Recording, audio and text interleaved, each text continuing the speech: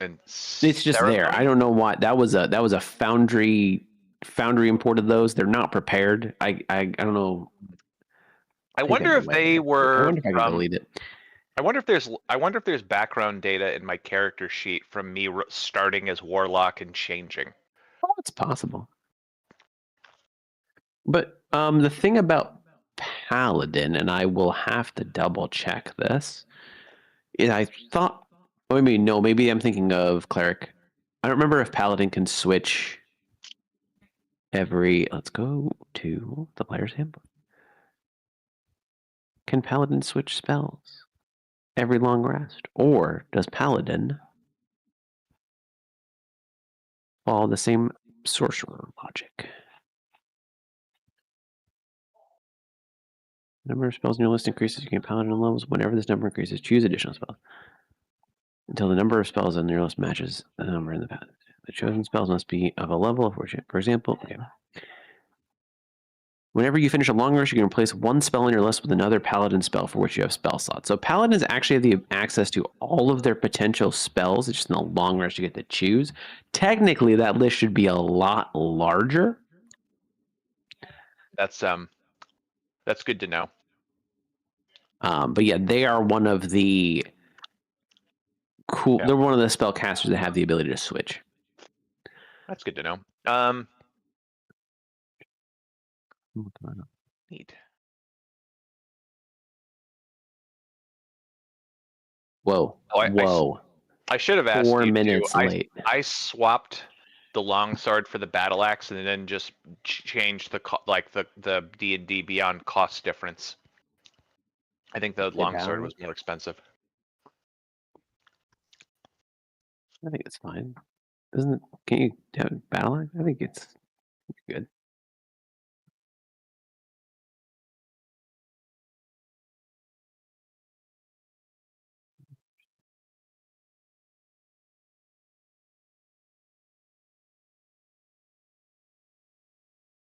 Keegan, are you alive? What? Keegan joined the channel and I can't hear him. I called him out for being late and then he didn't say anything, so I had to make sure he's alive. That's because he's ultra late. He didn't just, join and then pass out. Oh, like what am I? Oh, so I'm 2 minutes. Oh, I didn't see these two. Lots of red lights. Got it.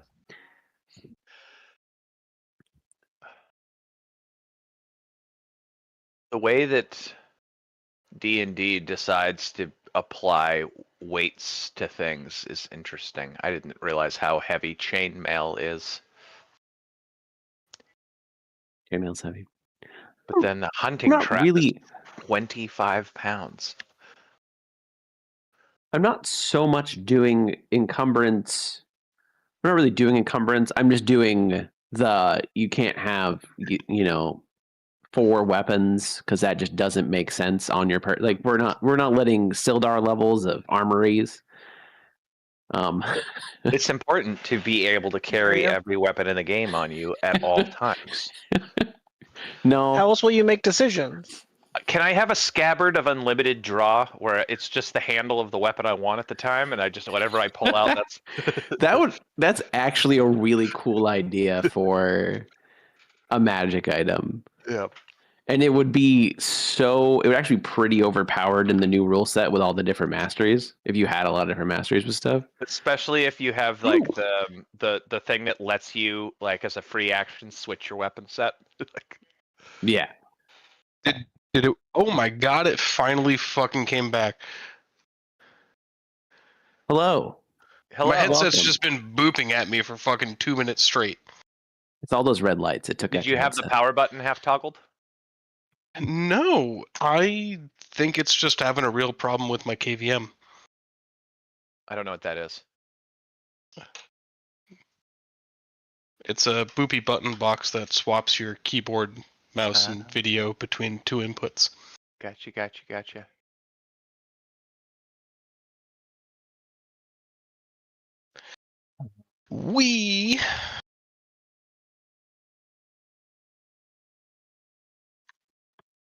So Ross, if you look at your spell list now, that is how much you should actually have available to prepare every day. You just can only prepare 2 spells, but Bless is always prepared. I was going to ask you if you thought we were going to level anytime soon, because every time we level up, you're going to have to do this. It's fine. It's fine. But yes, this is what I remembered as the spell list. I still don't know why it doesn't import spells, because like they exist and everything should import with like 0 issues, but D&D Beyond importer hates me for some reason. Because of communism. That's, you know what? He's right. He's right. He's right, folks. Communism. Like me on it. I'm missing one spell. What spell are you missing? Fireball. Cure wounds. Cure wounds. You know what? That makes sense. I must have missed it when I was looking at your spell list. I was like, that's interesting. He didn't take Cure Wounds. No, sure did. No, I believe you. This time. But not next time, I guess. I noticed that that sensibility I really like to use all the time is no longer a thing. Divine Sense, maybe not Yeah. a level 1? Is it not at all? I don't have it. Well, no, like I wonder if it's like they move it up a level. It's possible. I just noticed it because I was like, oh, what kind of like cantrips and free actions do I have? And it was like, none. I have a. You do shit actually ton get spell casting at level 1 though, which is I didn't realize they gave that to paladins. You're still a half pretty- caster, so Yeah, you're it's pretty capped beefy on the level 1. level, but it's cool. It is a quite beefy level 1. And the five uses of lay on hands is really nice. Level 3, when you get your channel divinity, you also get divine sense. Oh, I cannot wait. And you know, this is a campaign where I'm going to change everything that is undead to living now, just so you can never use it. They have added so many things. Divine sense only senses divine, right? It Yeah. senses celestial Right in the speeds and name. undead. No, it's just divine. Now we're changing it to just celestial. divine. No, not even celestials, just divine. Divine. And to qualify, divine is people wearing sequins. All right. Wow. Sealus never. It's a very narrow scope. very narrow. Even worse than I thought. Are we doing rerolled initiative or regular initiative? I Oh, Jesus. boy. We didn't do this beforehand, and Good before we night, get started, I Moon. want to get this out of the way. what were we doing in the last campaign? We were doing re-rolled, so let's do not re-rolled. Yeah. We'll give I know that we've done means I not don't have rerolled to try any one-offs. I just figured we'd give Yeah, I don't think we've done a campaign non-rerolled in a while. Yeah. Yeah, let's give Frank a bone and just do it that way. I'm also not Thank you. I vote for boning Frank too. Wait, no. I also don't have the alert feature this time, so I No, you're paladin, so you're going to be rolling lower. Well, yeah, you don't have a negative dex though. You know what is low No, I initiative rolled, but top you got to a the decent- second round of initiative? I had was like we all had pretty good stats rolls. except for Nick with a 2 negatives. 9 to 7. Yeah, this just means you need 2 dub stats. Didn't you have a bunch of 16s too, though? 1. I rolled really well. Who had 2? Yeah, you're looking at Rufus had a couple high numbers plus only rolled one one negative. total. So I My had bard has really 16, good stats. 17, 14, 13, 7. I think Keegan rolled the best because he has no negative stats and a really Yes. high 2 stats. He did Average roll the best. rest. He's also It's the second character that I've random rolled 81, so you know when Mike kills this one, I'll roll like a 42. Oh yeah. I mean, you're a wizard, so you never know what can happen until you hit like level 5. You're just like you're fair game, and there's nothing I can do about it. If I hit you once, you could just get. I was working demolished. real hard on this backstory with you, and then I looked at my health being like an 8, and I was like, I shouldn't get attached. You're a wizard. Harry. Yup. My entire family has very similar goals to me, and so that's how I'm getting around having to redo from scratch every single time. You pippled it. You're like the Simpsons Snowball 4. I try to make something unique and special for every character. Also for the dark bargains, how do we sign up for those? I know. Oh, yeah, are we Oh, supposed did you want to sign up, Ryas? That was no, the you last you week. don't tell anyone else. I know. You have what to I submit a want. form. Keegan, I'm What do right you behind you. want? I rolled a 79. Because I just need to make a note. I can roll with it if you're switching. Okay. Oh, did I pick one already? No. I Okay. asked for it like last week. I know you did, and then I know what one I wanted, and I didn't type it out or send it to you, but I knew which one I wanted. No, all I need to do is just make a note Okay. to know where to look for it because you guys don't know the negative effects, and when you find them out, I'll write them in. And I know my negative effects. Wait, I didn't take a dark bargain. wait a minute. So help me God if this week is just everybody's pick. Oh. Their dark bargain. Got you. You gave me the word of part of the ability that comes with a dark bargain. I see. I was confused at first. I was like, that bargain doesn't exist, but it's the ability that comes with it. Yeah, Ross. The name of the forum is the dark bargain, and then the thing underneath it is. What do you mean, yeah, Ross? I didn't do it. I think I'm the only person who said, Mike, I don't want a dark bargain. No, I mean there were I also did not want a okay, dark well, you bargain. guys can There's just. at least I was going to 6 say, of us that you know, want dark bargains. I was just going to say some people didn't take it. You didn't have to tell each other who didn't take it. Could have had the I mystery. definitely Yeah, took Ross. a dark bargain. Yeah. Look how gloomy my photo is. I don't Definitely. want not. that Actually- anymore. I took 2 of them. I gave mine to Frank. That's because Wait, you I guys didn't should know have 2 taken. was an option. It was not. You took 2 dark bargains. 2 of them. That's correct. That's stressful. Wink. How are you gonna manage? How are you gonna manage all of that? So I took both of the negative effects great and gave him both difficulty. of the positive effects. Yep. We're hoping it'll balance out. I don't think that's how that works. I'm now super powered, and he'll die immediately. So like, you know, last time. Right, like every other campaign. Yeah. Let me really quickly fill that in. Frank's got 11 snort more big warble storts going. He just picks First a new of one his out of name. a pile. I do have 11 health, so if that's what you're talking about, then yes.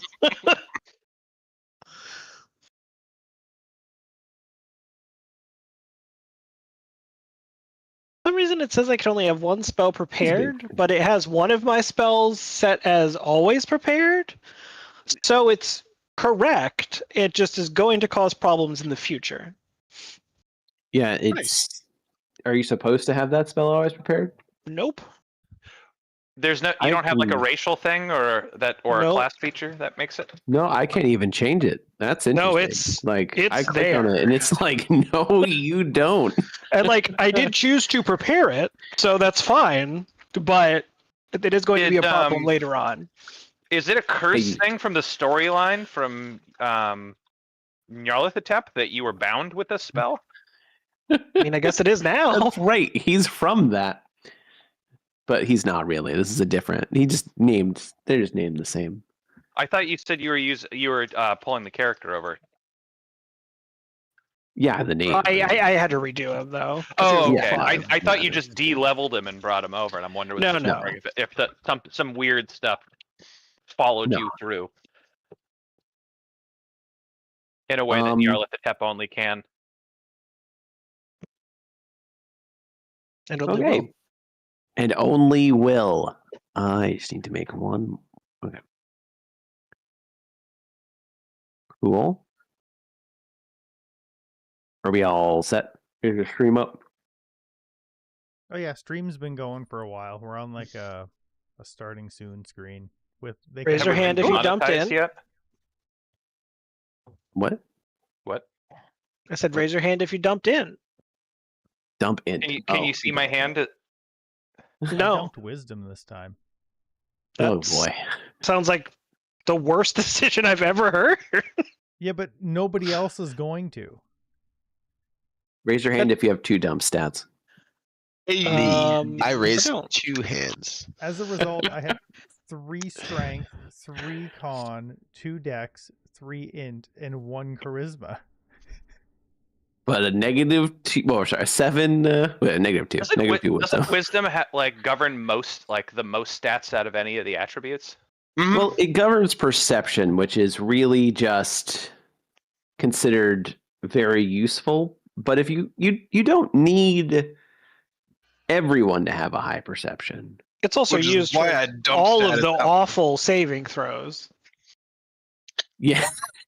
All the controlling saving throws are wisdom. So he's just going to turn on the Like, I would party like a lot. to Don't change worry my about it. character. I just think I think my least used. I would like to saving take throw is bets. Strength.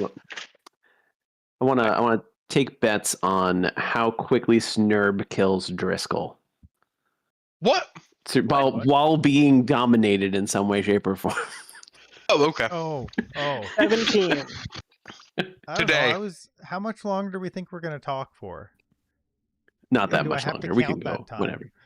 No. 17 minutes when we start playing. Yeah, I was thinking somewhere around. the Introduce 25 both characters minutes, but- and make a wisdom saving throw. Oh, he failed. Oh, attack Dri Skell. Oh, he's dead. Okay. Why Fucking would wasted that. you waste that? Why would you roll yet? Wow.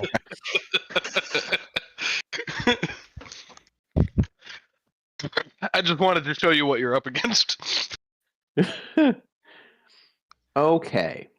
Can So that be a roll if- for him intimidation? nope.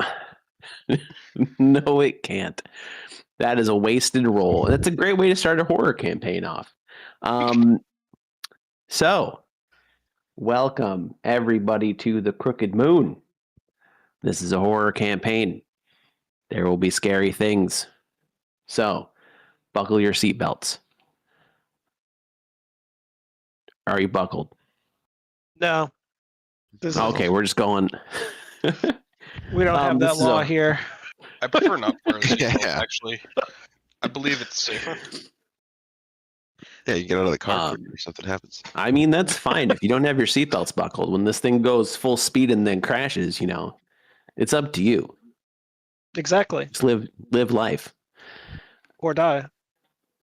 Oh God, What about live life and die? that's also your choice. That is And also it's your choice. State motto. What are you talking about? Anyway, so we're just gonna go around. We're do some little introductions, but No. well, we're gonna go around. Make full eye And- contact. We're gonna go from character to character. There's gonna be a little bit of time, and then once everyone meets, I don't know how much we're actually gonna get into the first session, or how much of this will just be a session 0. We'll see how it goes. But can everyone hear the music? Because I just need to check that I cannot Foundry's hear the working. Oh, now I Is can. your Oh, volume? yep. Okay. Now I can. Okay.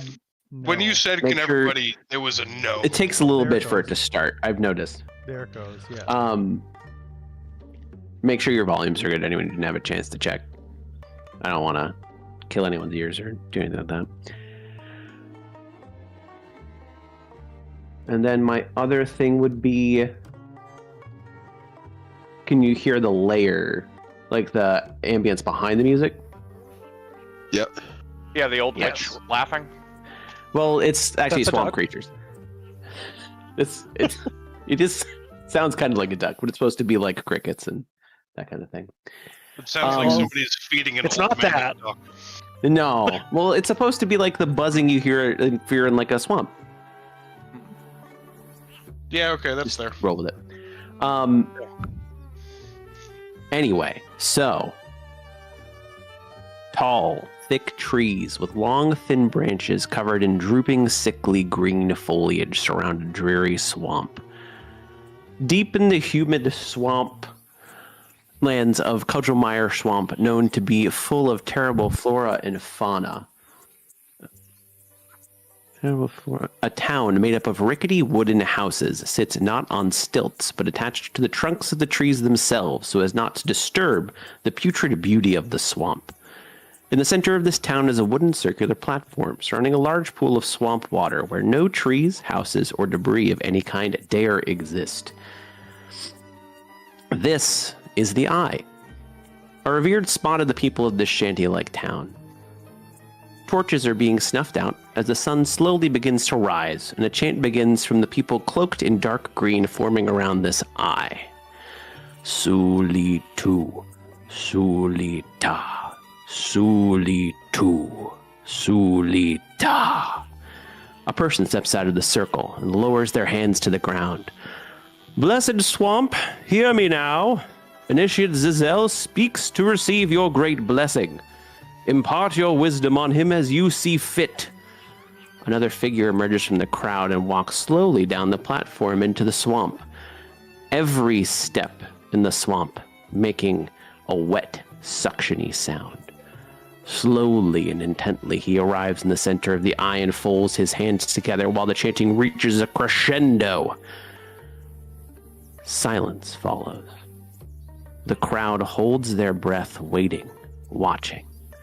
After not 30 seconds pass, though it feels like an eternity, Zizel begins to sink slowly into the iris of the eye, and the crowd erupts in cheers of praise. The man that leads this cult lowers his hands to the ground in reverence. Good luck, initiate. May the swamp impart its wisdom, and may you come back a brother of the swamp. Zizel does not hold his breath. He simply sinks, an ever-growing smile crossing his face. As our focus switches to Snurb. Snurb, describe your character. Describe the hut that you live in and what you do. What's your day look like? Yeah. So my name's Snurb. I am of the swamp. I'm a man of the swamp. I'm a bogborn. My living quarters is one of the stalls. I have a picture of it. It's one of the animal stalls. I just kind of have a bedroll. It's all I really want. There. Picture's got a bedroll and it's got a bunch of weapons and stuff in the corner. That's all. If you actually look at my inventory, that's all stuff that's actually in my inventory. Oh, nice. But I don't know. I don't know why I'm allowed to carry that much stuff. But Snurb's normal days, he's kind of he's in with this religious swamp group. Let's just put it that way. He's kind of the muscle, so he kind of goes around and make sure that everybody's safe and everything's happening. Sometimes he has to go get things or retrieve things, but he just mostly does what he's told. And yeah, he just lives the easy life in Swamp Town. What's his favorite Sunday? His favorite Sunday? Yeah, Ooh. it's Sunday's One of rolling the around. months. What's his favorite thing about a Sunday happening right now? It's Or gotta be toppings. like a mosquito Sunday. Mosquito Sunday? Yeah. Cursed. Mosquito Cursed. ice cream. It fits. So is that just mosquitoes, or is there ice cream with mosquitoes? Or you're just eating handfuls of mosquitoes that are chilled? I was picturing it as he prefers it if the bidet is covered with mosquitoes. Oh. It's a Sunday with a Y, not an E. No, it could be either. Oh. I was thinking. I don't know Sunday the you difference eat, in but, spelling. My ideal Sunday would be that I don't have to work, and then I could just laze around and do nothing, and maybe go swing my sword for a bit. So what do you find yourself doing now? This is a rather normal morning. It's not strange to you what has happened. What do you do when you wake up? I guess when I wake up, I would have gone down to see the person becoming an initiate, and not really remembering a time where I really did that, but knowing that I must have because I'm on the ins with the rest of them, and just doing security around the town, just doing my rounds and looking around, seeing what I can see. Okay. And as you are doing your rounds around the town, you're looking around, you glance back towards the center of the swamp, you glance out towards whichever way, out towards the trees. And as you glance back at the iris, you notice a small object, a small red object in the swamp that catches your eye. Ooh. I would walk. Is it like out in the swamp, or is it like close to the? So it's like kind of on the top of the swamp. You have to bend down a little bit to grab it. It's small. It's maybe the size of, like a playing card, like a largish playing card, and it's red. I'd reach down and pick it up. It looks cool. Okay. You reach down, you pick it up, and it says on the front of the ticket, Ghostlight Express. And as you reach down and pick this ticket out of the swamp, your sacred swamp, a voice in your head, or you get a sensation as you pick up this ticket that this is something a little bit more. The swamp itself has shown you this, and nobody else. Whoa. I would pack it away into my backpack as quick as I can before anybody notices. Okay. No one seems to notice. You essentially go about the rest of your day just fine, having this strange experience, but nothing really else. And as the night rolls in, there's a fog that starts to settle in a little bit. And as you are just watching out in the trees, trying to see if anything might be up, anything that you maybe a hired muscle would need for, you hear in the distance the sound of a train. And it gets louder and louder. I don't know what that is. And you hear whistles. You hear like a loud whistle that's getting closer and closer, and the fog sets in more and more. Yeah, you hear the chugga chugga, and the fog sets in more, and it sets in Mike, if you've condescended playing the Polar Express, so help me fucking God. What kind of train is this anyways? As it is a large metal contraction on ghostly spectral rails, flying past you, slowing, and stopping at a single car. You look around and the fog is so dense you don't see anyone even around you, and all you can see is this train. And as you are pondering what is happening out of the door of the train, let me get a picture for you real quick. A frog. I need to suplex that shit. You know it. Let me get you a picture. Can you paint it for me? I can paint it, and then I'll show you. Like my French girls. Maybe No. 4 foot tall frog man with a fiddle by his side, a old hat, very old ragged pants, boots, and a long coat. Straw sticking out of his hat, or out of his mouth.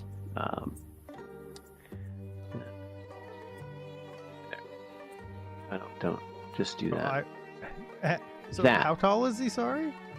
Probably around 4 feet. You're looking down because I think Snurb's pretty tall, right? Yeah, he is. I wrote this down. He is 6'6". Okay. I thought Snurb was a goblin. Sorry, what is he? Snurb's a bogborn, so they're actually they're closer to giant kind, closer to like Goliath kind. That kind of. They're kind of made of moss and they kind of look like Yeah. swamp. That's as close as I could get in Hero Forge. That's fair. Mine was the closest I could get to gargoyle. But he kind of where it's kind of like feathers and stuff in his cap. It should be like moss and stuff, but he's kind of like a cross between a troll and an orc if it was like made of the swamp. Yeah, they're pretty cool. And yeah, when so the this train kind figure- of pulled up, I would have pulled a javelin out of my backpack, but like the pointy end back, and I'd like poke the train to see what it's like. Dum, dum. As you poke it, almost like a knock, the door that you were poking slides open, and you see this frog-like creature step out. He doesn't look super phased by the javelin. He just looks for a second at the javelin, looks back at you, and says, "Welcome aboard the Ghostlight Express. I see you have a ticket there, sir." Taps his hat. A ticket. What is Sorry, this? let me. It's the little piece. There should be a piece of red paper in your pocket. And I pull out what I found in the swamp, that invitation. That, sir, is a ticket. A ticket for what? Ticket for the Ghostlight Express. What does that mean? This is a train I take people all over. Usually they're dead, but occasionally I get some living folk that, some call it destiny. They get on this train. I don't control 100% where it goes or who it picks up. The train itself chooses, and I go where the train wants me to. So there must be some mistake. I live in the swamp. I don't live on a train. Correct, and you're not going to live on this train, but that ticket says that something happened that made it so that you want to be on here. Huh. I don't ask. The train says, go to one stop. I pick the people up. Can I go tell people, well, how long am I going to be gone for? I don't know. I'm sure. I mean, I'm not 100% sure. All I know is I'm taking you to one place, and at some point I'll probably take you back. Huh. Did the swamp put you up to this? Not me personally. I mean, does the swamp talk to trains?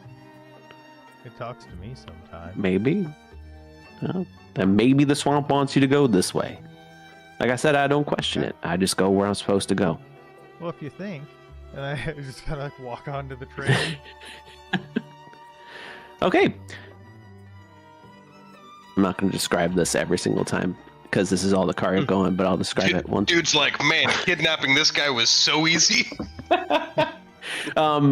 You see walk into a train car. The car is filled with rows of forward-facing cracked leather seats. Velvet curtains, once rich in color, hang faded. The Ghostlight Express starts to lurch forward as you get on and the doors close, with two short blasts of the train's whistle, followed by a screech of wheels that sounds like a shrill note of a violin. And you just start moving on. Before we switch, the frog does... Like, I don't know if I can afford this, Mr. Frogman, sir, as it like fades to black. As it fades, you'd be like, it's free. You got a ticket. That's all you need. I've got a golden ticket. Okay.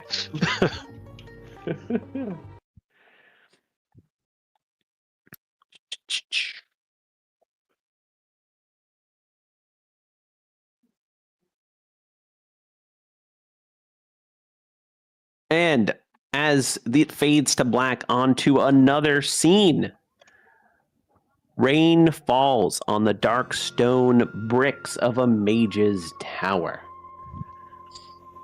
A rumble off in the distance shakes the very foundation of the tower itself. The Black Rose district of Zentra is home to many a wizard looking to prove themselves as the best of the best, and today is no exception. No weather can deter a willing mind.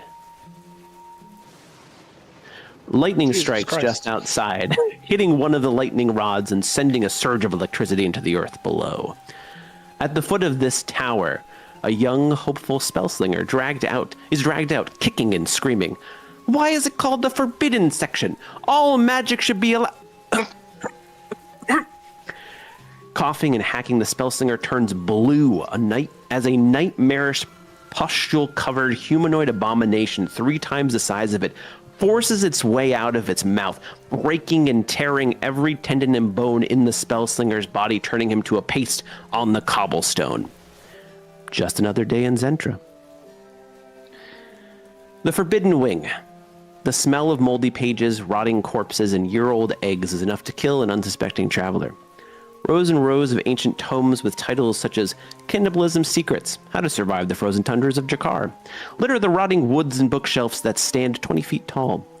The dim lighting of just a few candles obscure the true size of this place and how many books must occupy it. In the far corner of this room sits a tiny hut, so tiny no normal eye can see, that is shielded even from the magic that pours out of these godforsaken tomes. Dri Skell, describe your character, what you do in a day, and if you had a tiny hut, what your tiny hut looks like. Oh no, this is me. I'm assuming that you had a spell scroll of tiny hut, and that's what you used, and you made Leomund's tiny hut. In this scenario. So my name is Dri Skell, pronounced Driscoll, and I am a lovely relic-born wizard. I have sloughed off the flesh and am in pursuit of forbidden knowledges. Basically, I am bent on extending my life. Picture your least favorite person selling whatever type of thing to, make you healthier. I have bought it.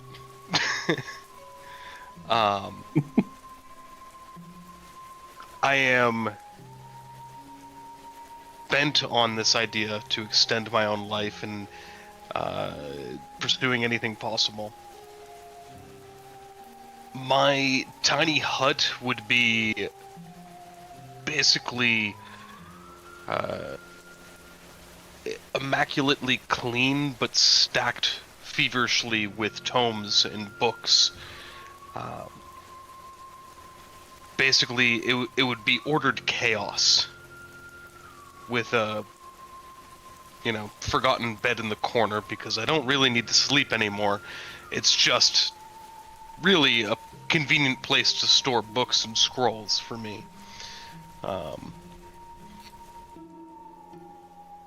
And yeah, I'm a handsome set of bones wrapped in a robe, and that robe is pressed, starched, clean to perfection. Okay. And while you are looking through the various books you have gotten through this section, a small red piece of paper stands out to you more than anything else. And you see it bookmarked on a page that says, on a specific page, all about how to extend one's life. How to beat the Reaper. Clearly, this is an important note. It's red. Nobody would use red without it being a purpose. I would pick it up and carefully examine it. Sure. It says Ghostlight Express on top. And as you turn the ticket over, you see writing that could only be meant... It's cryptic, what it says. It says... It just says, meet me in Druskenwald, Dri Skell. Now, this is a book in the middle of a forbidden section of a library you have never been to. But this note itself, on the back of this ticket, is very clearly addressed to you.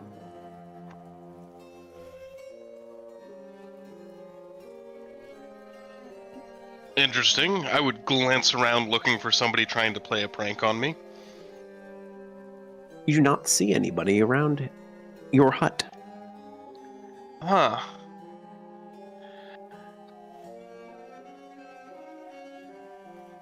Does it have any instructions on how to get there, or... As you are pondering this, even inside of this small space in a pocket dimension, fog starts to set in, growing thicker and thicker as the sounds of a train in the distance starts to pick up and get louder and louder and louder.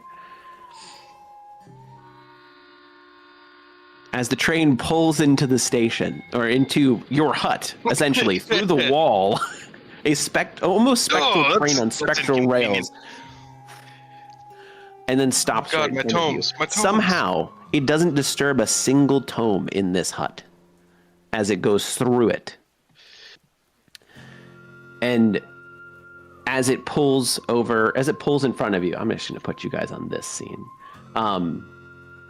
You see a train, the door opens, and that same frog comes out. It's a Snurb. It says, "Welcome aboard the Ghostlight Express. Can I see your ticket?" I'm assuming you mean this? That'll be one right there. Most interesting. You are inside of my tiny hut. Yeah, the train goes where it's supposed to go. That's all I know. I take it there. Fascinating. Can you tell me more about this train? And I would follow him on at that point. What the heck? As you follow him onto the train, you get onto the train, you see that same description with all of the kind of like raggedy, different veils and everything over the cars, looking a little bit on the disheveled, or a little bit on the older side. But you also see sitting, I'm going to guess, like here, or a large bogborn is the only other creature that you see, other than the occasional fleeting ghostly figure that seems to be moving through the train. And he turns to you and is like, "I gotta answer some questions. Just gotta get on the way. We got 3 more stops to go tonight." Oh. Interesting. What propels this vehicle? Well, that would be souls. But nothing that we take with that. It's dead. We're riding a soul train. Mm-hmm. You are riding a soul train. It's nothing to be worried about. This is just I'll go over and I'll explain it a little bit more in a little bit, but that's what the train runs on. I'm a soul man. Entertainment on the way? There's some entertainment in some of the cars, but we got to make sure everyone gets here first before we start moving around the train. Isaac Hayes is performing tonight. Okay. I would sit across from this only other person. Do you know anything about... You start asking as he looks very confused, and that's when you fade to black. Okay. So.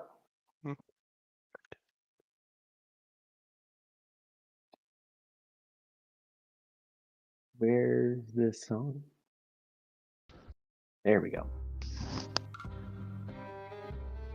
Farmlands as far as the eye can see. All barren, all desolate. Death clings to every single particle of sickly, yellowish green haze that hangs in the air. Maddening cries can be heard no matter where you stand. For most folk, this place would mean death itself. For Plagueborn, this is home. Some prefer the streets of one of Bubonia's major cities, the pleasant sight of mold and mildew growing out of every crack in the cobblestone, the whirring of many an experiment before it blows a hole in a wall, or maybe a hole in the plains. Some prefer the countryside, where the only sound on the wind are the distant screams of the unfortunate being taken by the pestilent haze. Of course, nothing grows here, but it never stops the Plagueborn from occasionally trying. But the last result is what led to the hundreds of acres of farmland burning to ash, the smell of burnt flesh still in the air. Pip, describe yourself, your home. what would you do on a daily basis? So, my character's name is Bartholomew Pippleton, or Pip for short. He is a Plague-born Warlock, and he is 2 feet tall.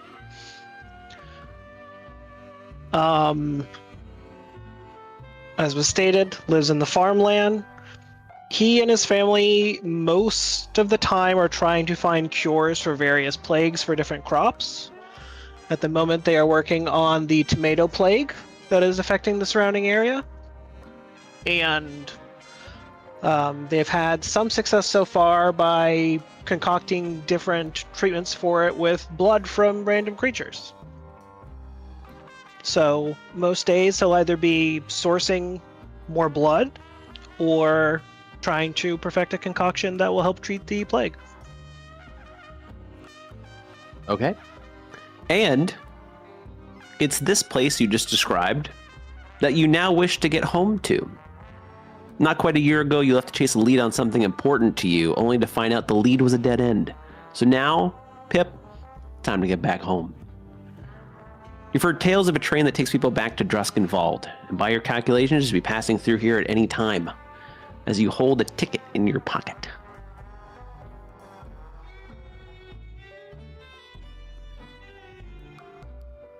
And, as if on cue, the fog starts to roll in, and the sound of a train in the distance starts getting closer and closer and closer.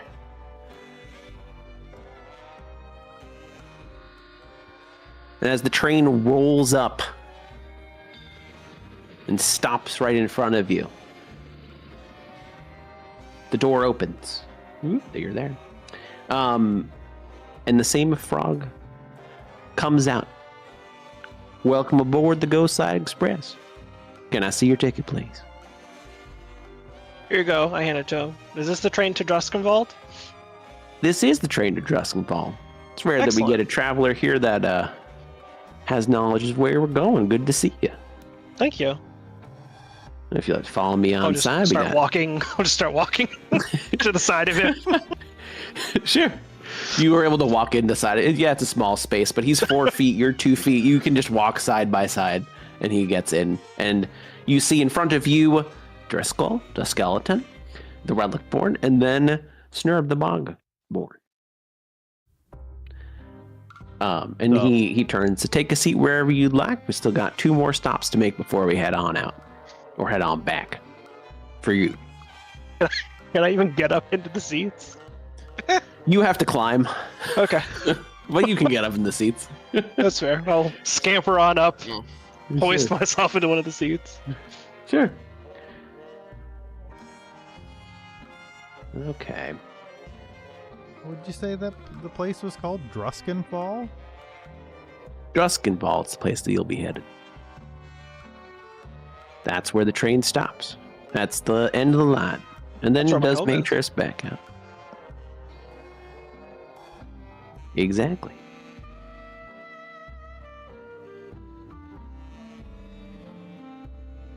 And that is where that fades to black. That's where my home is.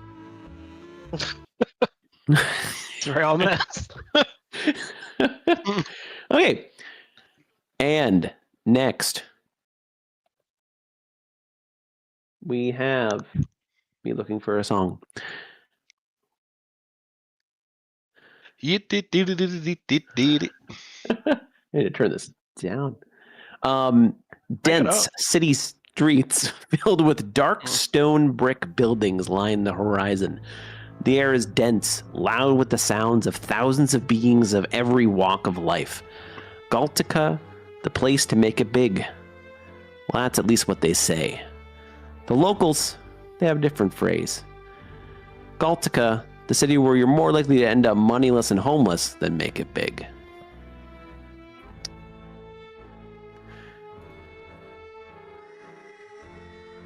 The meaty wet sound of something sharp tearing through flesh, the splash of viscous blood splattering across dry stone brick. A howl pierces the night as a sound of a large, four-legged creature runs until the only sound left is the drips of blood on the cobblestone walkways down an alleyway in this city. The mangled corpse of another victim laying lifeless on the ground. It's that moment, this moment in this alley, we see a creature with wings approach. Aegis. Oh shit. Describe yourself, what you do on a daily basis, and I actually don't know if I ever asked you whether you have a home or you're more like nomadic due to what you're trying to do. I'm nomadic. Move around a lot. I'm nomadic Okay. now. Okay. Wherever So it is. you can describe your old home if you'd like, and we'll do that. So character, your old home, and what you would do during your day. So I am a stone. What is it? Stoneborn. Yes. Gargoyle. You're a gargoyle. I'm a gargoyle. Effectively a gargoyle. I am heavily armored with wings that don't look like they should be able to lift a being my weight and size, with horns and all of the accoutrement of a stoned-faced guardian, like horns, fangs, claws. Kind of been wandering the night. The master who had created me had been viciously cut down in the night. He had formed me to guard his manor from all outsiders, and one night I had failed my duty and saw that he had been kind of rendered into a bloody bloody pile with and a huge stain on the wall. So I've been hunting down that creature every night, looking to kind of complete my final purpose.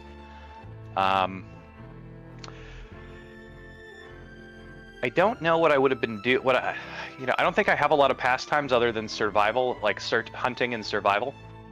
Gotcha. So I seem to be going from place to place, chasing leads and feeling the presence out of the being that killed my master. Kind of impersonal. Even my name was just because I was my master's shield.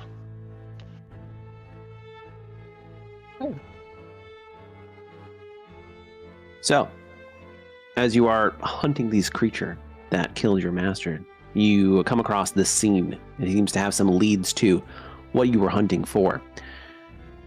And as you are inspecting the scene itself, you see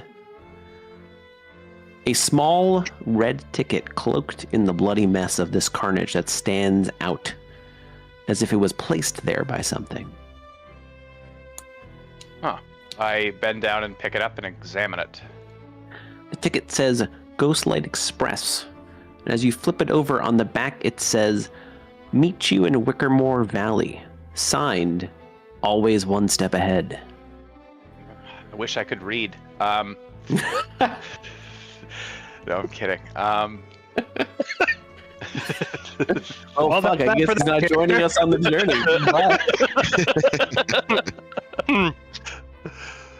I kind of snort at the message and inspect the surroundings, see which way the being would have gone. So you look off down one of the alleys where there are lots of bloody paw prints and footprints. You actually see both paw prints and footprints. I head that way. And as you are heading down this alley of the city you've been in for a little bit, so you have a kind of an idea of the alleys, you go down one way, and as you're going down the alley where the blood is, fog starts to roll in around you and get thicker and thicker and thicker until in the distance you hear the sound of a train approaching. And as the train pulls in front of you, you look like you're actually about to run into it or walk into it. It stops right in front of you. The fog's so thick you can see almost nothing. And the door opens up, and the frog creature steps out, tips his hat. "Welcome aboard the Ghostlight Express. Can I see your ticket, please?" I look at him, I look down at my ticket, I look back up at him, I look back up at the train, I look back down at my ticket. That'd be that ticket right there. This ticket right here. Yes. I slowly reach up and hand him the ticket and kind of brush past him onto the train. Okay, we got a quiet one. That's fine. And you walk past him into the train, and you see a bogborn, a skeleton, and a mouse.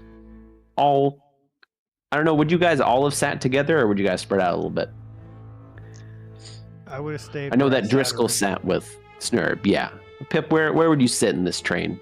Maybe close to the other two that are Okay, there. so all three of them are all hanging out. I am going to sit in the area with some leg room. So these Sure. these nice double ones with a That table. table actually even folds up if you'd like. You We'll can see give how it yourself a goes. little extra. And then, yeah, close the door. Just got one more stop left, and then off we'll be to our destination. Hope everyone's having a good ride so far. Could you add in the sound effects of plop, plop of what I imagine gigantic frog feet would sound like on a train car? If I could, in what, like, very quickly, yes, I would, but I can't get that. My immersion. This all took time. It's pretty Highly good. doubtful. Thank you. Okay, so I wonder who the last person is. It's me again. Oh my gosh. That'd be awesome. We're just on this cursed train where every time he stops, you're on the outside of the door. I just looked over there, and 1 second ago he was on the inside. What happened? And I just don't acknowledge it the whole time, but I know it's happening.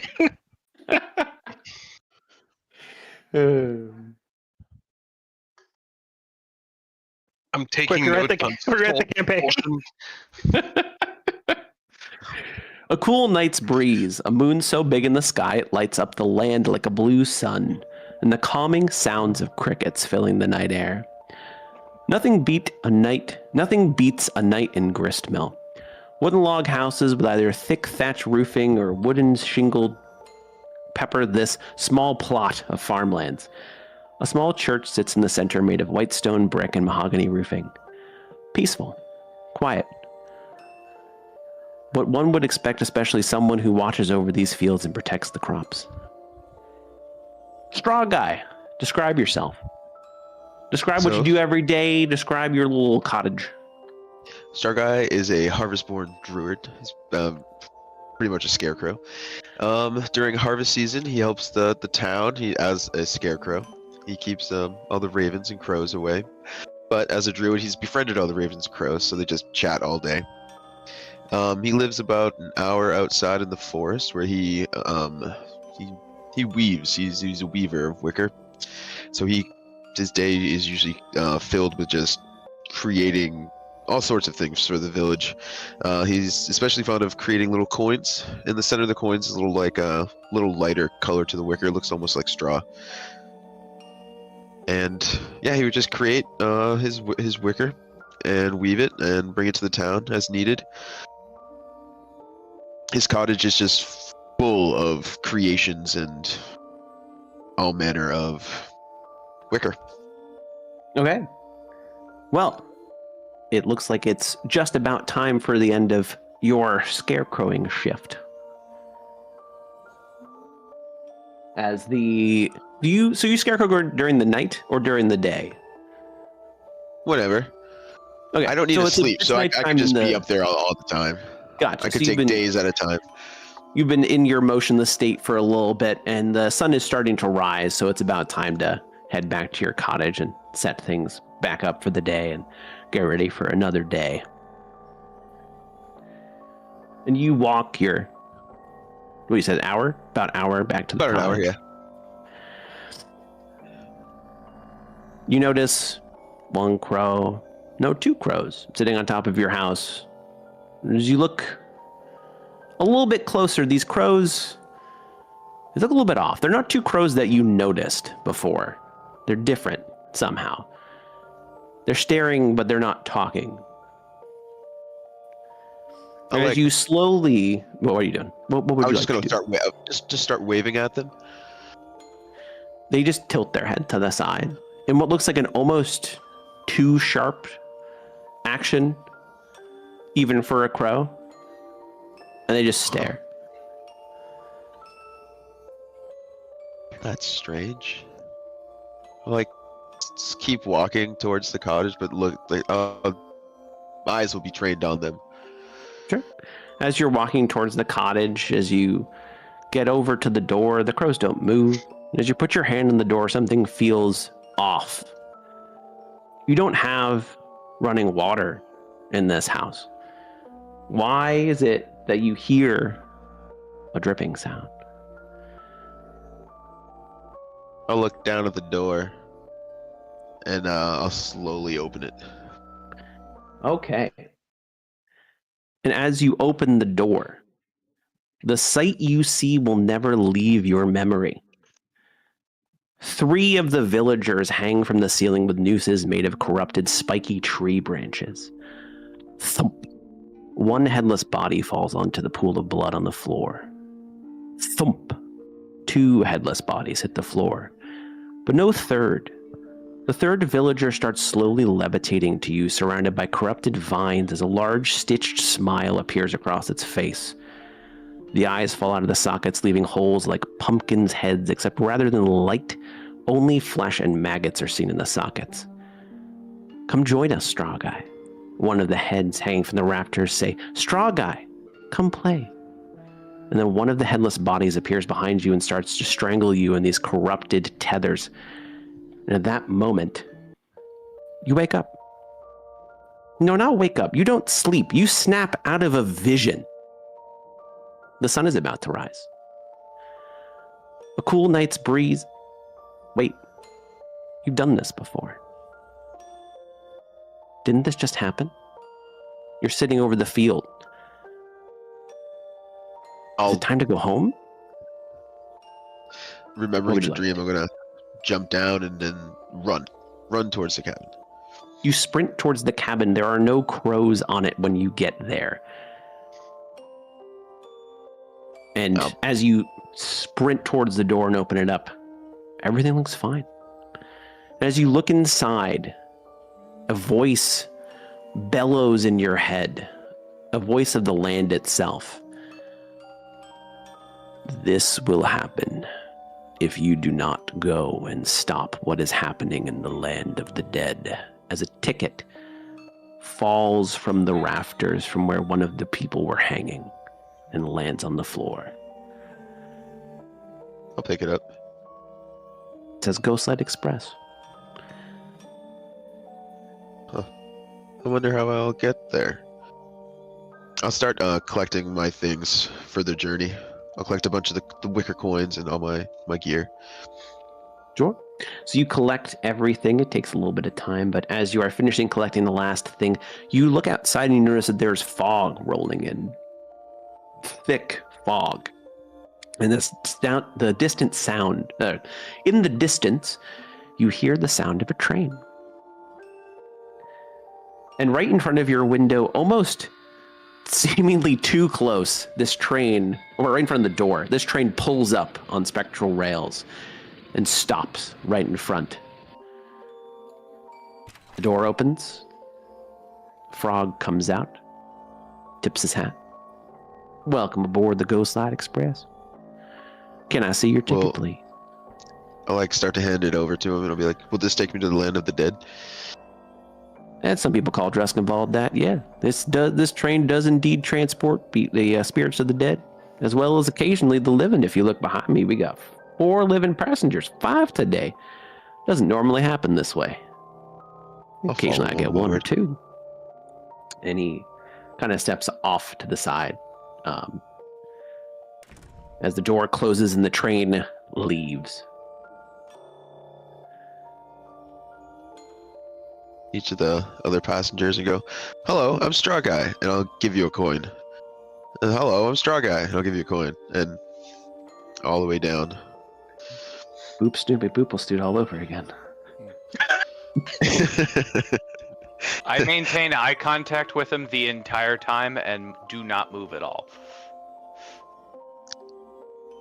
You're like the stone. I will. I'll put it on your you're sitting down, right? I'll just put it on your leg. I'll accept the coin and I will offer a tomato in exchange. Oh, your harvest has been good. Well, Has it? it's edible. You said it's edible? Yeah. That's all it needs to be, and I'll eat it. You ever see a pumpkin eating a tomato? I just no. I imagine you're what are you like Jack Skellington style mouth, or like does it have that kind of property? What are What are you? what are I don't know. I'm a straw guy. I don't know what I am. but like I would say the picture of the stitched mouth, so I don't know if it would. Yeah. Oh, is it? The pictures. No, actually, no. It's not stitched. That's like Does It's it? like a. So it just kind of opens up and then goes. But your resting position is that kind of smile. Yeah, that kind of like. Oh God, yeah. Smile. No, but like the eyes don't make it look scary. They make it look like you're, like the eyes make it like it's good. Your guy doesn't look scary because of the smile. No. Okay. But yeah, so you're all on this try.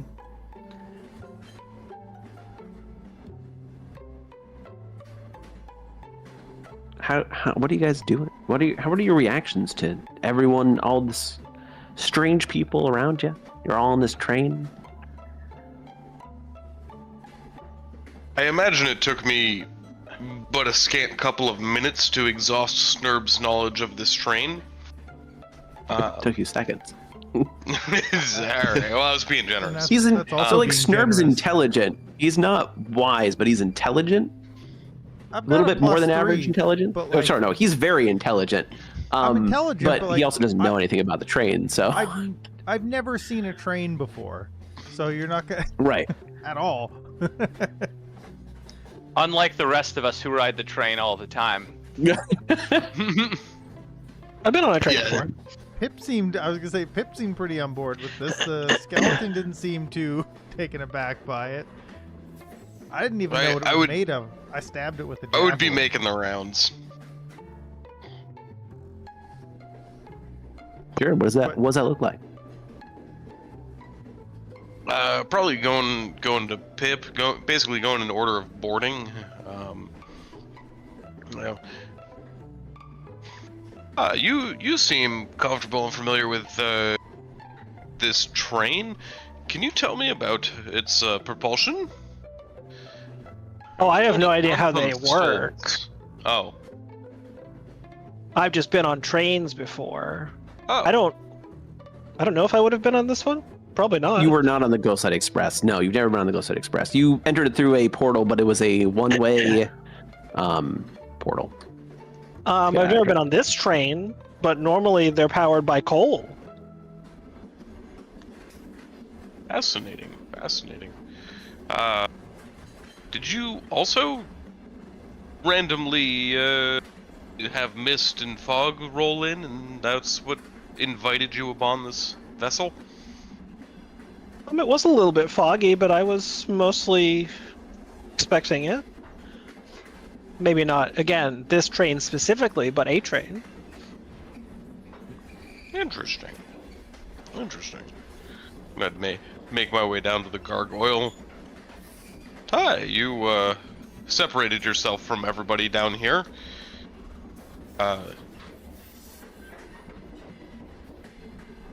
Yes.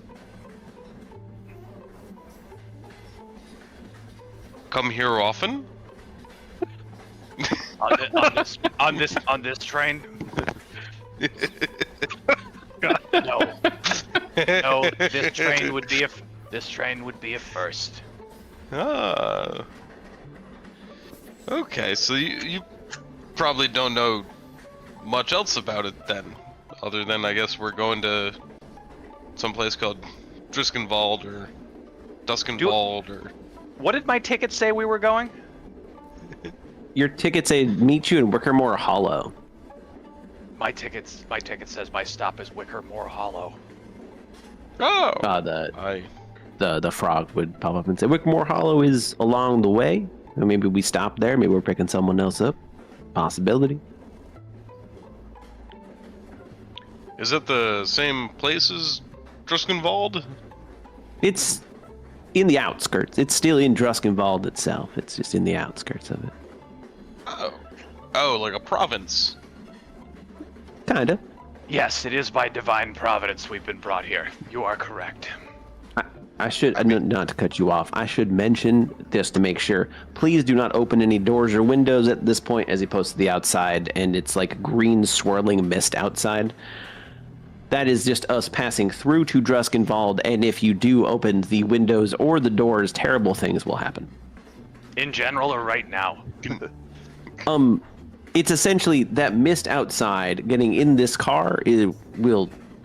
So there are spirits that are on board here. It will kind of affect you, but not near as much. It will corrupt the spirits on board this train. That's the reason they take this train to Druskenwald, rather than just try and walk through the mists outside. They would never make it. And I don't think you guys want to fight a bunch of enraged spirits. I don't know what that is. Like a commuter rail, or is this usually for like businessmen who have to go into the city? This is mostly for spirits and occasionally the destined living, as far as I know. Like, I don't know if I got a chance to say to you, but I said to some people, I just go wherever the train says to go. Are you our conductor, captain, pilot? I'd say conductor. Some call me, people call me the vagrant, but I do pilot this train. I guess I conduct this train. I've never been a destined individual before. Well, I guess this time's the first. I like I said, I don't know what place. You might just be on your way to Druskenwald. I have occasionally picked up someone trying to go back, so. Oh, okay. You might not still be a destined individual. I don't know what your thoughts are on that. I don't know what it is. And I will say, important. In some of the train cars, speaking of the spirits, some of them that are on this car and on this train we call haints. Some of them have some unfinished business, so just don't mind their presence too much. They have to work through some stuff. So if you go on a train car and there's someone crying, they got to work through some stuff. Just Don't give them we some all? space. Give them some space. Don't mind their presence, though. It's okay. There are 2 more living people on here in the back. They are the Druskenwalds. They're actually the people that rule over Druskenwald. And Pip, you would actually know who these people are, being from Druskenwald. Philip and Adela. They didn't normally come on this train, and I am a little bit nervous. So, it could be a good chat. Maybe talk to them at some point too. But please don't do anything to don't. Just be well mannered for me, please. I don't want them to have a bad time on this trip. They're your regulars, so They're not really. I don't usually take them back and forth. They just wanted to take the train back. They are very powerful and don't really need me for that. But this time they wanted to take the train back, so I was happy to oblige. You sound scared. More nervous because I just don't want them to have a bad time.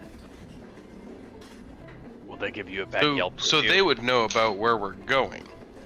They should know exactly where we're going. If you had time, you definitely talk to them about it. Which direction are they? So they'd be out towards the out to the back of that car right over there. I would recommend everyone travel as a group through here. Sometimes the magics of this train don't let the living be in separate cars, unless you are, of course, the Druskenwalds, because you are special. Wait, I'm sorry. The Druskenwalds are people? They are the 2 Well, the land is Druskenwald, ruled over by the Druskenwalds. It's named after them. The people or the family? No. What? Are the Druskenvalds a people, or are the Druskenvalds the name of a family? So it's the name of the family, but the two people are Philip and Adela Druskenvald. That is the family Druskenvald. It's only two of them. I don't think I fully understand your question, sir. Well, if we're in the He's land of asking about the Druskenvald, family who rules, or Oh, no, or it's if, two people. or It's if, two if people. Druskenvalds That refer is- to people who come from Druskenvald, yes. Oh, yeah. So you Yeah, could say is everybody from here Druskvaldian?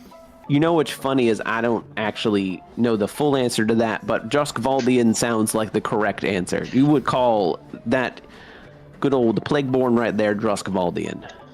You also could call it where he comes from, which is Bubonia. I'm not calling him that. You can say Thank whatever you. you like, sir. But yes, if You everyone can would give like me all the wicker nickels in the world, and I will not call him that. I can make as many as you need. Can everyone do a perception check for me? probably not. I could try. Boom, got it. Okay. So,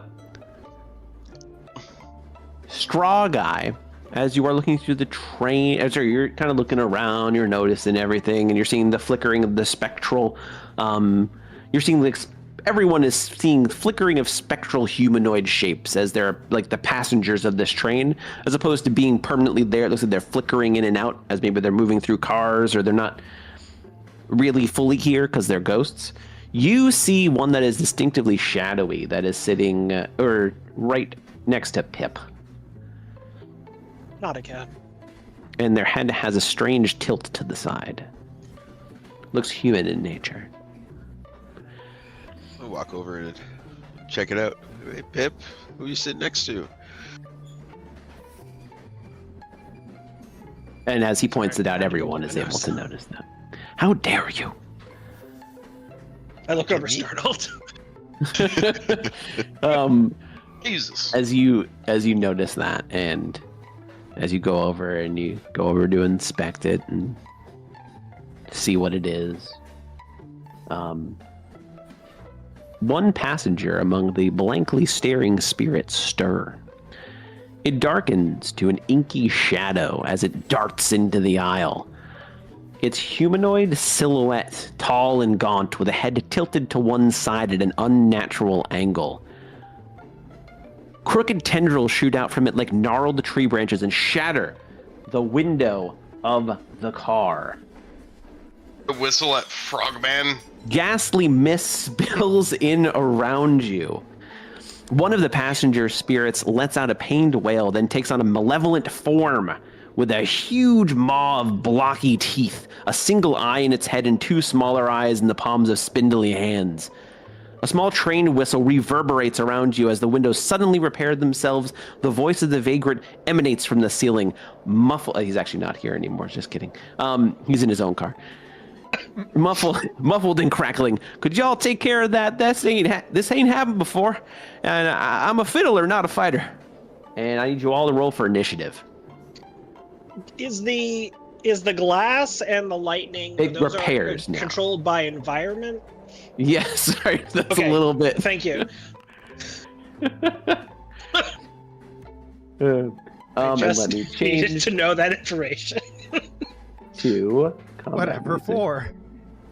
It's been a while since I've had to manually roll initiative. Where is that button? It's right next to your AC, next to your speed. Oh, Let me lower this too. Let's No, see. I got it. Wow.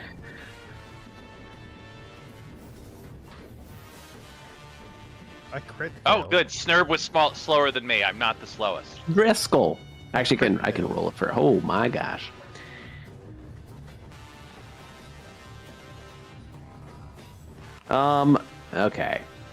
Okay. So, as this shadow forms, as the shadow shoots out the shadowy energy and pulls it back into its body, it's going to stare down the person that looked at it first, and it's going to make a swipe with a crooked claw that forms as a hand down at not Driscoll, StrawGuy. As a reaction, I'm going to use Eye Burn.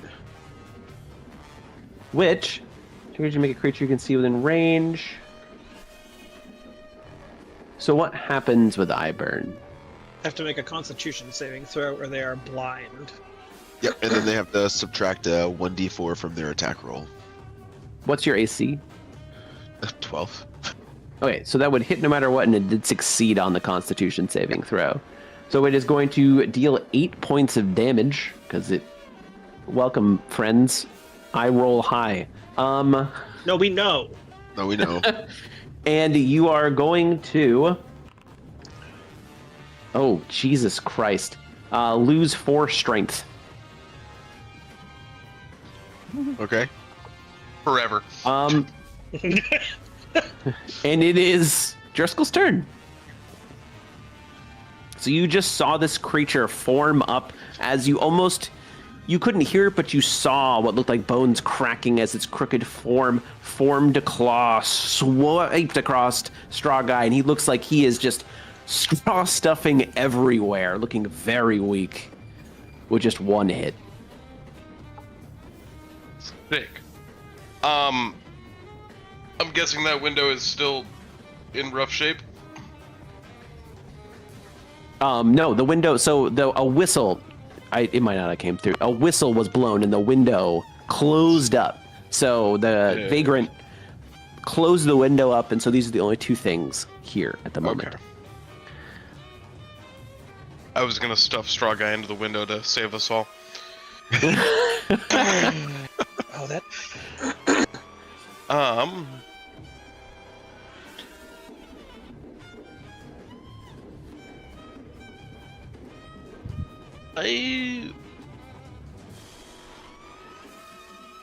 Both of these would qualify as undead? You get a pretty good sense. You know what? Do a history check, but don't make it take an action. I'm okay with this, because... Yeah. It's a roughly how stupid am I check? Yeah. Okay. You... Oh, God. Don't change music for me. I should have looped it, sorry. Because all the music is slightly different volume, so you'd have to change it. Whatever. Every single sound effect is slightly different volumes. That's partially my fault. They are both undead. You had a very good sense these are both undead. Sweet. You were 100% sure the Spectre was, but you know for sure the shadowy figure is also undead. Cool. Considering Shadowy Boy just did a lot of hurt, I'd like to try Captivate Undead on it. It does succeed the charisma saving throw. Well... What happens? Control. The target must make a charisma saving throw on a failed save, and it's friendly towards you. On a successful save, the target has disadvantage on the next attack roll it makes against you before the start of its next turn. A lot of these things have positive something happen. They have at least a fallback. Yeah. Okay. So yeah, what'll happen is before the start of your next turn, if it attacks you, which it might, who knows, you'll have disadvantage on the attack. And would you like to do anything else? That was my entire action. I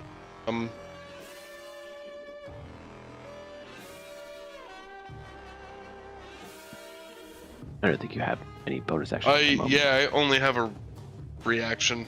Okay. Yeah. Okay. Well, I have 2 weapon fighting. Why do you have 2 weapon fighting? It's the default. Yeah. Yeah. Cool. So you have a bonus action feature. You can make a charisma check if you succeed the next attack roll you make before the end of your turn. Oh, wait a minute, that wouldn't work until... Gotcha. Yeah. But that's just something to keep in mind for your bonus action, is your species has the ability to have a thing. I wouldn't use. You need to use it right now, but Yeah. just a thing to think of. Yeah, doesn't do me much good at the moment. Cool, and mage armor is in action, so I'm running naked. Alright. Y'all, Are you moving closer to it? I will step up. Okay, StrawGuy. I am going to cast Cure Wounds on myself. Yay! Oh, good. I didn't have to run up and lay hands on you. Not yet. Cure Wounds is like Still good.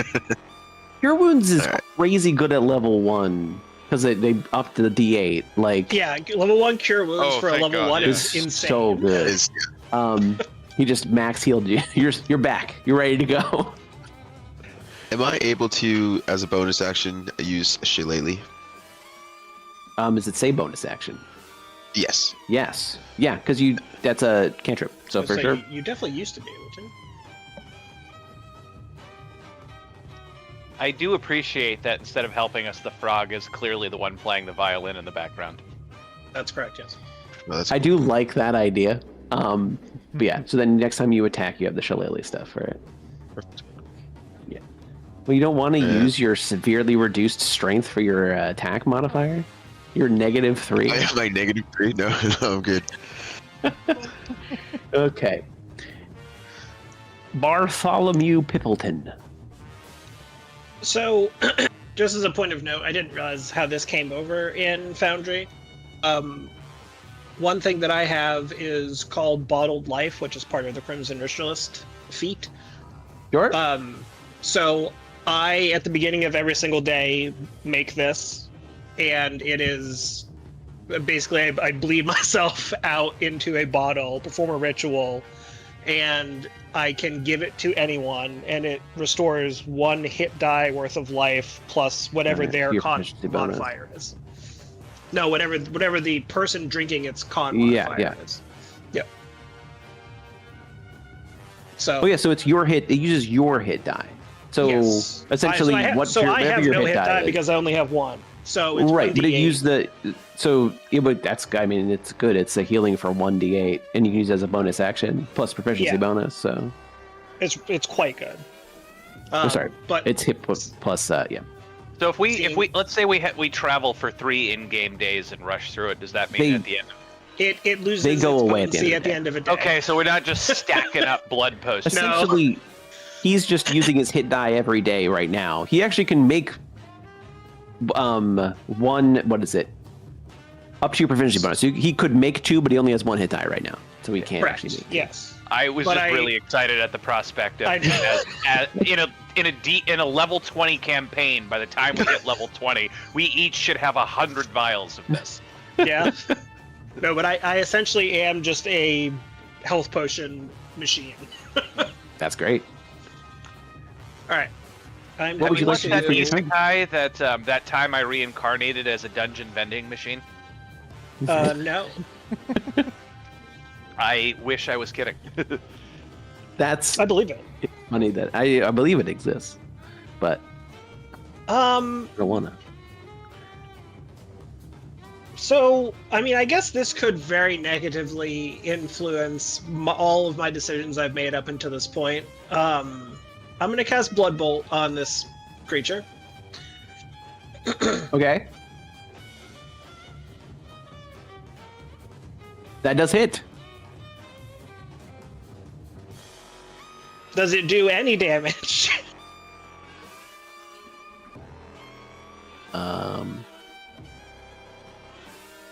It does half damage. Okay. Let me actually make sure it took that off properly. Yeah, it did not. But yeah, it All should right. have done. It did half damage. I'm going to have another character ready to go. This is not just going to be undead creatures. No, I just There are many. I'm aware of that, but I just realized I've made a terrible mistake by picking a character who's going to primarily deal necrotic damage. I deliberately. I will promise you it'll be fine. There's a reason I didn't take Wrathful Smite. Yeah. It All will right. be okay. Well, I still get temporary hit points equal to my proficiency bonus for hitting it with Blood Bolt, Let's go. which doesn't seem to have a cap. Well, temporary hit points don't replace each other. They replace each other. They don't stack. So you would Okay. only get, Okay, that makes a lot more sense. yeah, temporary hit points don't stack. They keep on replacing each other. Yes, I am checking even on some of the other undead. They don't have resistance to necrotic. Not all undead in this. Okay, that makes me feel a bit better. It is because when we started unfortunate fighting, that I the got first- very concerned. The first, yes. It is unfortunate. But no, I did just look through, at least in the rest of this chapter, they don't have resistance to necrotic damage. Gotcha. That's good news. That's my turn. Okay. I guess Snurb's a little bit closer. This twisted abomination of a spirit glides quickly over to Snurb and is going to reach out its hand with a spectral moan and try and drag the life out of him. Nerve knows. And it's gonna almost roll a crit fail. So essentially you see this necrotic energy and you just like move a little bit to the side and it just goes right past and just bounces off the glass. It is definitely not powerful enough to break the glass. My ex used to know that spell. Ooh. Oh. Aegis. Pass turn. No, I will run up. Sits in the back, doesn't do anything. I paid for my ticket. I didn't say I would do any more. I think I'm gonna battle axe him.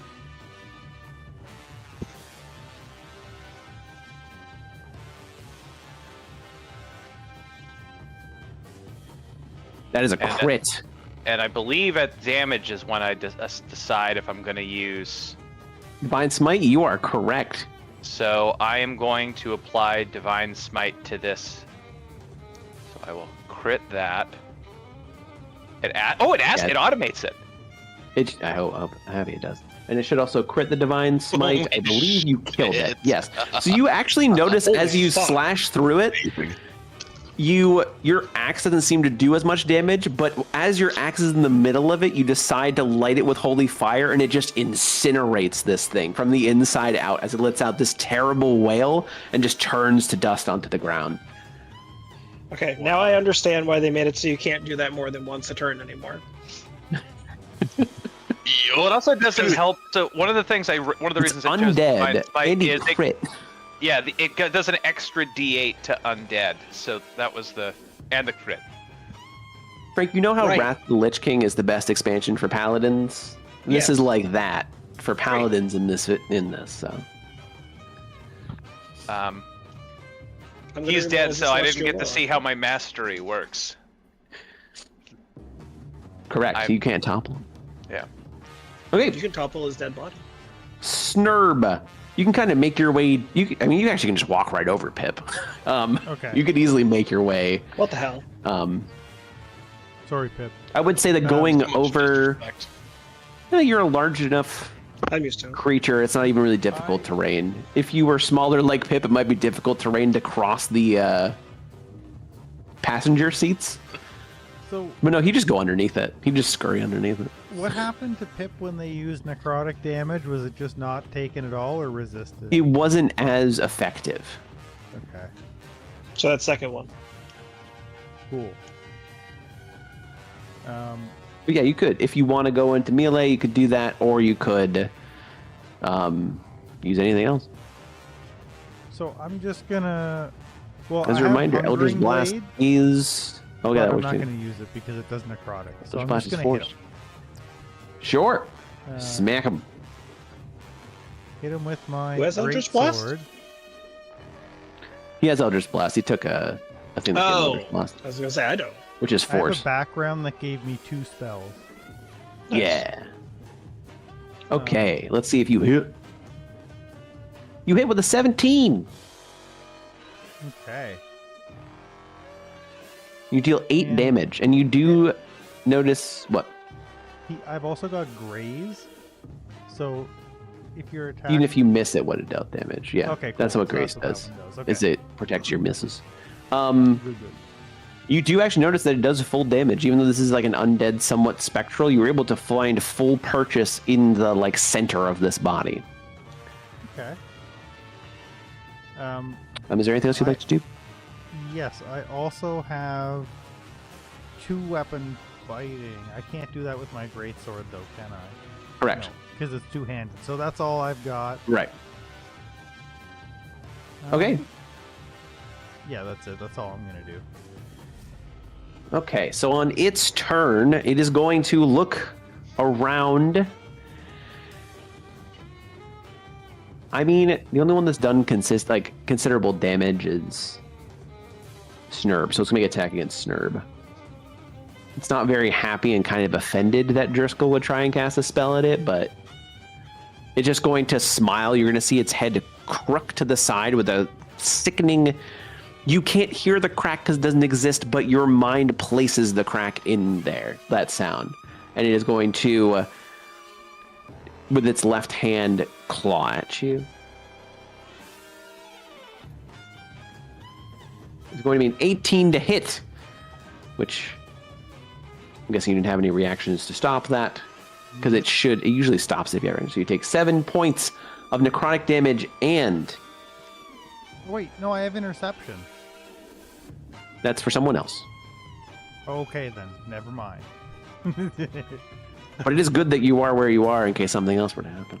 Correct. And your strength score is reduced by 4. That's bad.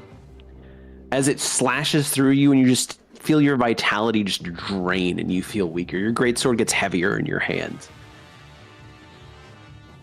I rolled max on both of those. Yeah, I'm You can getting feel the scared. power of the swamp leaving your veins. Dri Skell. What happened to Shrek?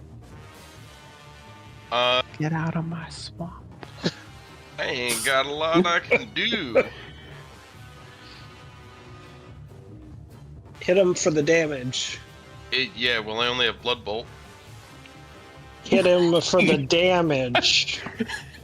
I could. You can still hit him for the blood bolt. Yeah. Fuck it. All right. Do. That'll hit.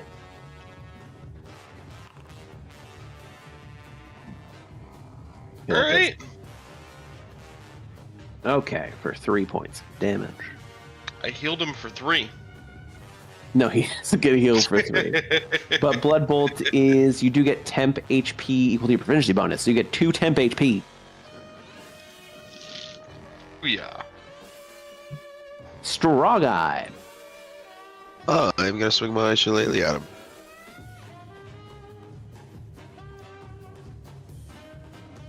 Oh.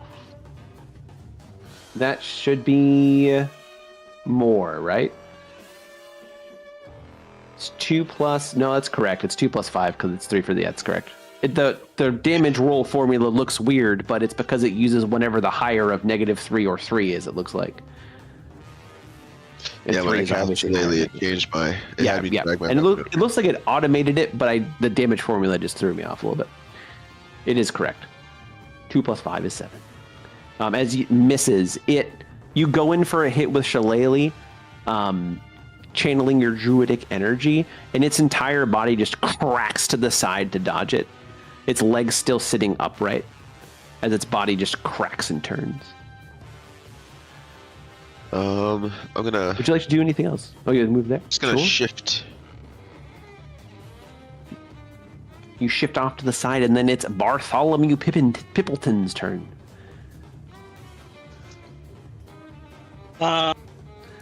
In this new version of D&D, there is a difference between an attack action and a spell attack action, correct?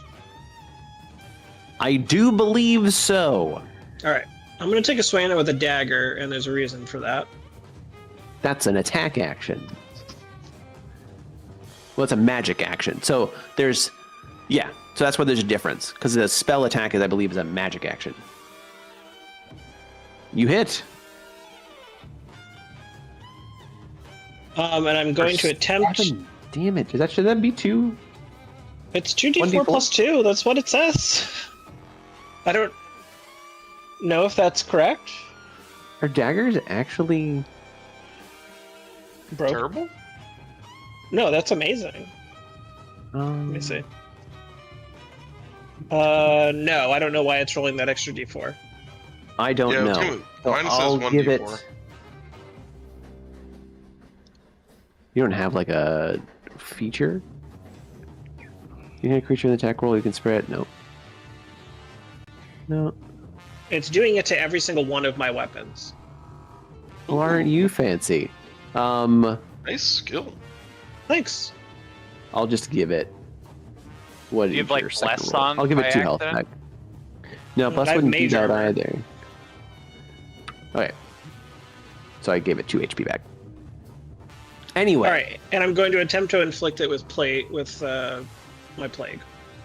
So you should be able to. I don't know, because it's a special feature. I might have to just roll the save. It looks like it's not on there. It's not on there. That's correct. So you need to roll a What's con the save. save? Okay. That's a 5. It fails. Nice. All right. So target has disadvantage on attack rolls and ability checks and takes 1d4 poison damage at the start of each of its turns. The target can repeat the save at the end of each of its turns. Spread. When afflicted, the target has disadvantage. That's interesting. So. Let's start. Okay, gotcha. A disadvantage on attack rolls and ability checks. Dang. Nice.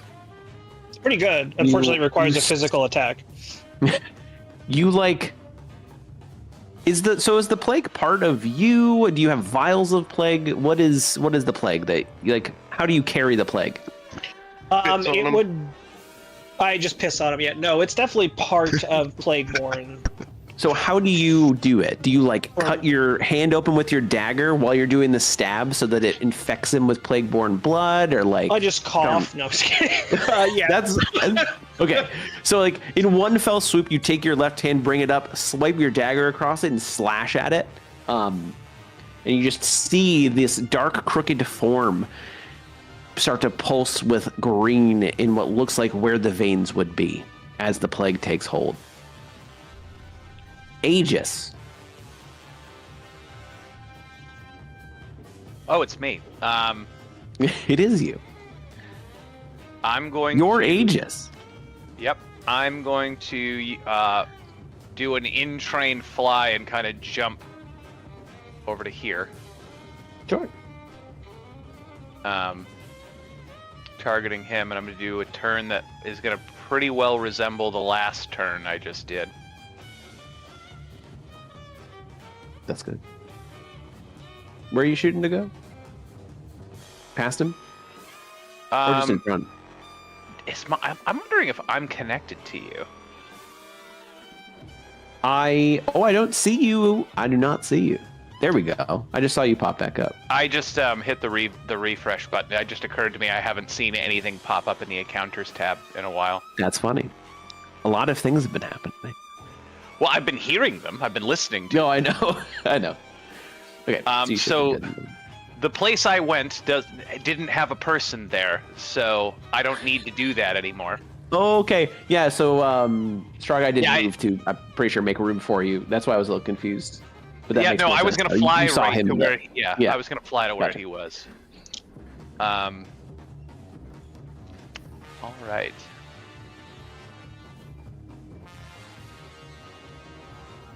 Where? That Alrighty. one misses. As you do your attack, just the same type of thing. Rather than going crooked to the side, he actually just almost compresses down for a second and then pops back up. Gotcha. Then I'm going to use this opportunity to figure out what my bonus actions are, because I have a surprisingly large number of them. You have Divine Favor. The spell ends your attack with weapons. No, that's a bonus action. Bless actually can be Is cast it now bonus as action? bonus action because Ooh. of my racial thing. That's right. So I'm going to use up Argent Gleam for the day. So I will hit 0, and then I will Sure. cast Bless with no material components. What does the base bless hit? Up to 3 you bless up to 3 creatures. So who are you blessing? I'm gonna bless Snurb, Nerblin, myself, and oh boy, I don't know which one of the three of you benefits the most from Bless. If you could target them, and then if you hit the spell, it should actually Can I target my shift all T. of- Yeah. All right, I'm gonna go with Dri Skell because he's next. God bless. Pistols So if you- also do have weak jello arms. Did that get all of us? Yeah. Everyone is blessed. Well, yeah. And bless is what? D4 on attack rolls or a saving throw. And Yep. the spell is up to 1 minute.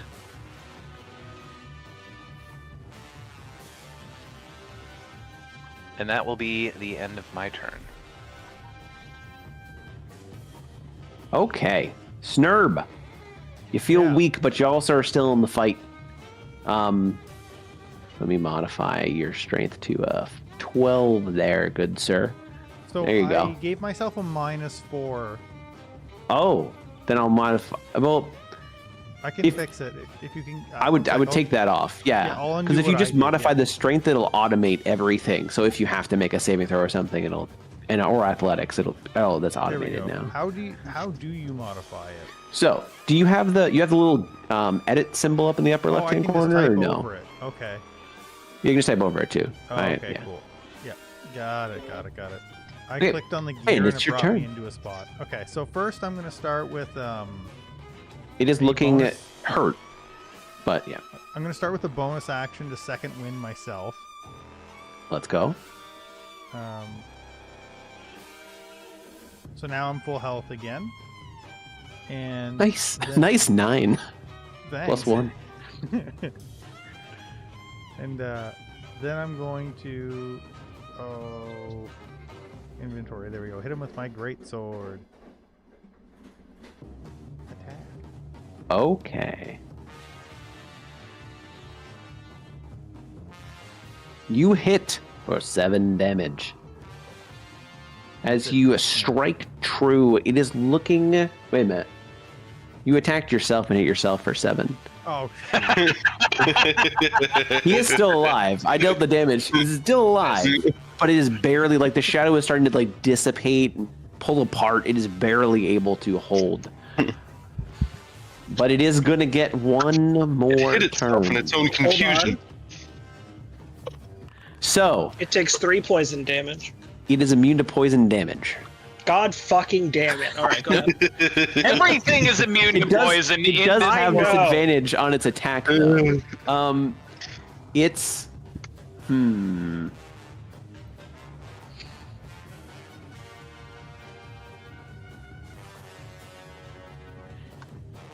It's just gonna go. It's gonna go for it's the last person that hit it. It's It's gonna just go gonna for go. Snurb. It's gonna leave. Disadvantage though because of the just gonna plague. go. It still hits with a 16, just barely. Rethinking its Yeah. its priorities. Oh, he's hitting me again? Okay. Yeah. Well, you're the last one that hit it, No, it's fair. It's unfortunate Fair play. timing. Fair play. and you have 1 less strength as it drains a little bit more. Ow. Wow. Dri Skell. Wait, did he not roll a 12? What? His attack was a 12 plus 4. Oh, sorry. I only saw the Are D20. you? You just see the D20. I don't. Yeah. I have it so you just see the D20. I also have it. That's have fine. As long as I changed it. understand, as long as I understand what I'm seeing. I did change it so that it's not green no matter what hit. It only is green on crits now. I don't Gotcha, remember. okay, good. I've gone back to that. That does not hit. It just my best. barely misses. It just goes flying right past. Apply StrawGuy. Hunter's Mark. Hunter's Mark. All right. It's shillelagh time. Let's go. Yeah. Shillelagh, no. It just barely misses. He's hanging on by a thread, and you hear it. You see it laugh and crook and creak to the side. I should have given And it you just the stares. blessed. That would have done it. Bartholomew Pippleton. I'm gonna attack him.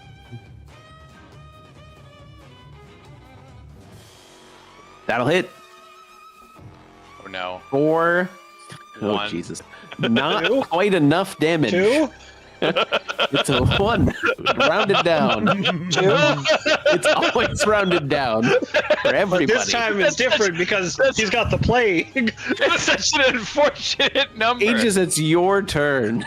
Oh. This is So a you get death 2 from temp a HP though. 1,000 cuts. Let's go. I already had 2 temp HP. Well, you get it back. Well, I don't want That it. just barely hits. I Just- don't think I'm going to use. I'm actually Divine curious how I Fire. rolled an 11. You rolled an 11 because you rolled a 2 I mean, that's all you have to say. plus 3 plus 6. So You have a plus 4 to int plus 1d20 proficiency bonus. plus 4 plus 2. 4 So and 2 2 is plus 6 4. alone. Yeah, your dice total rolled Okay, a 5. okay. 2 plus Alright. 3 plus 6 is Damn. 11. Damn, I rolled like shit. Okay. You did, but that's okay because it's dead. As I was it, having a you- MasterCard moment, sorry. Also, your blood bolt would have gotten cut in half too. So at best, like there was another chance Yeah. of just hitting Yeah. him with remember one. to stop music before I start the next track. Just stack them. And I can stack all 15 tracks on here if You you, know want. what? Maybe don't do that. No. Out of curiosity, for resistances, does it Mhm. is it minimum 1? Like if you rolled a 1 or a 2, is it? Yeah, it's minimum 1 on a damage. You can't. I don't Oh have. god! them So on a write it down. on a resistance, a 1d6 is awful because like half of it is 1 damage. That's Correct. right. And the other half is 2 or 3. No, you can get 3. You can get up to 3 with the max roll.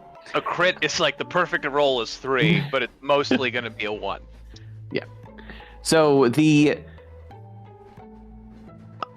figure, smile still on its face, just disappears into ash, and into shadow. And you see the shadow kind of pool along the floor and dissipate out on both ends. And you hear the crackle of the vagrant's voice through the speaker system on here. Thank you guys for doing that. I appreciate your help. I would not have been much use in this situation. I do want to point out that the shroud is on this train now in some way, shape, or form. So the haints I told you not to worry about, those could get corrupted now. So if you could you please go to the other cars and potentially deal with those? And because if they all get corrupted, then this whole train might crash, and then if it crashes, we're all just dead. I thought this train ran on souls. Yeah, it runs on the haints. And corrupted fuel is not good fuel. You It can't makes you burn go too anything? I fast. can't Would burn be anything else. too That's just what it furious. is. Exactly. Can you please not tell the Druskenwalds about this? Just don't alarm them. Just be calm if you're going to tell them about it. I just don't want them to have, as I said, they're very important people on this. Anybody else feeling like really weak? Snurb, how much health do you need? I could use 5, but I'm more concerned about my strength. I can't. I feel very weak, but I Could always also thought use this was 5 some strength. made of straw. That was only supposed to be 5. The dice rolling Okay. mechanic Plus on it was very strange. Oh, okay. So take 1 health away from yourself. Well, he would have overhealed me at 6, so I'm Oh, still- well then don't take 1 health away from yourself. And with that all in mind, I think we're gonna take a little break. You guys can decide. You have a feeling that there is no way you'd be able to take a long rest, but maybe, possibly a short. But that might even be pushing it a little bit. Ooh, I don't. alright. I don't know. I don't think any of my things come back on a short rest. But yes, I'll be right back. And everyone else needs to be back. Go do your thing. The only benefit of pretty the short naked rest as would a be wizard. if it restored the strength for the people who lost their strength. Yeah. I would get one of my second wins back. That would also be beneficial. But probably we should save that until we clear one more car. I would agree with Yeah, I can burn another level 1 spell slot on nothing. Well, now you know you don't have to. Yeah, it's true. I have no I've offensive also- level 1 spells. I've also got Hungering Blade, which lets me heal temp HP for necrotic, but I have a feeling there are also going to be specters. Yeah. It's too bad none of you became. It was- None of us chose Corpseborn, the ones who can just like put undead back to rest. Yeah. Mm, That was a missed opportunity. you see, maybe these are the only undead in the whole thing, and we would have just been screwed if we did that. I have a feeling that's probably not true. Oh, Here while we're on I break- am taking Captivate Undead as my level 1 spell, and a lot of fucking good it did me.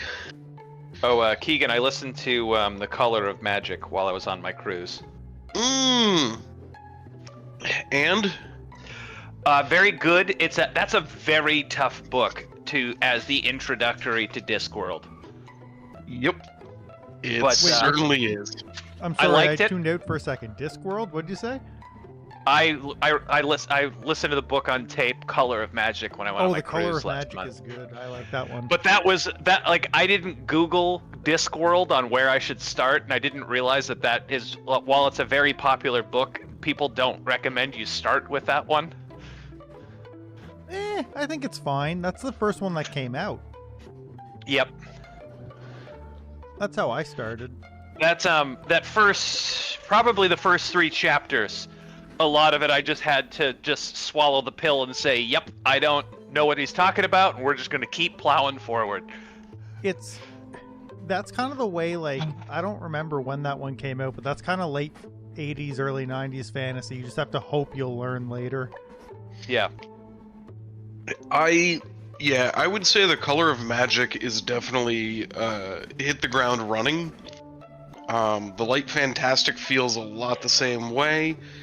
Equal Rights is where it starts to be like, okay, I can start just like laughing at shit because I kind of understand what's happening, and then by the time you're at like Mort Sorcery, Weird Sisters, and Pyramids, like you're in the deep of it. Like by the time you're 4 books in, like you're okay not understanding what's going on.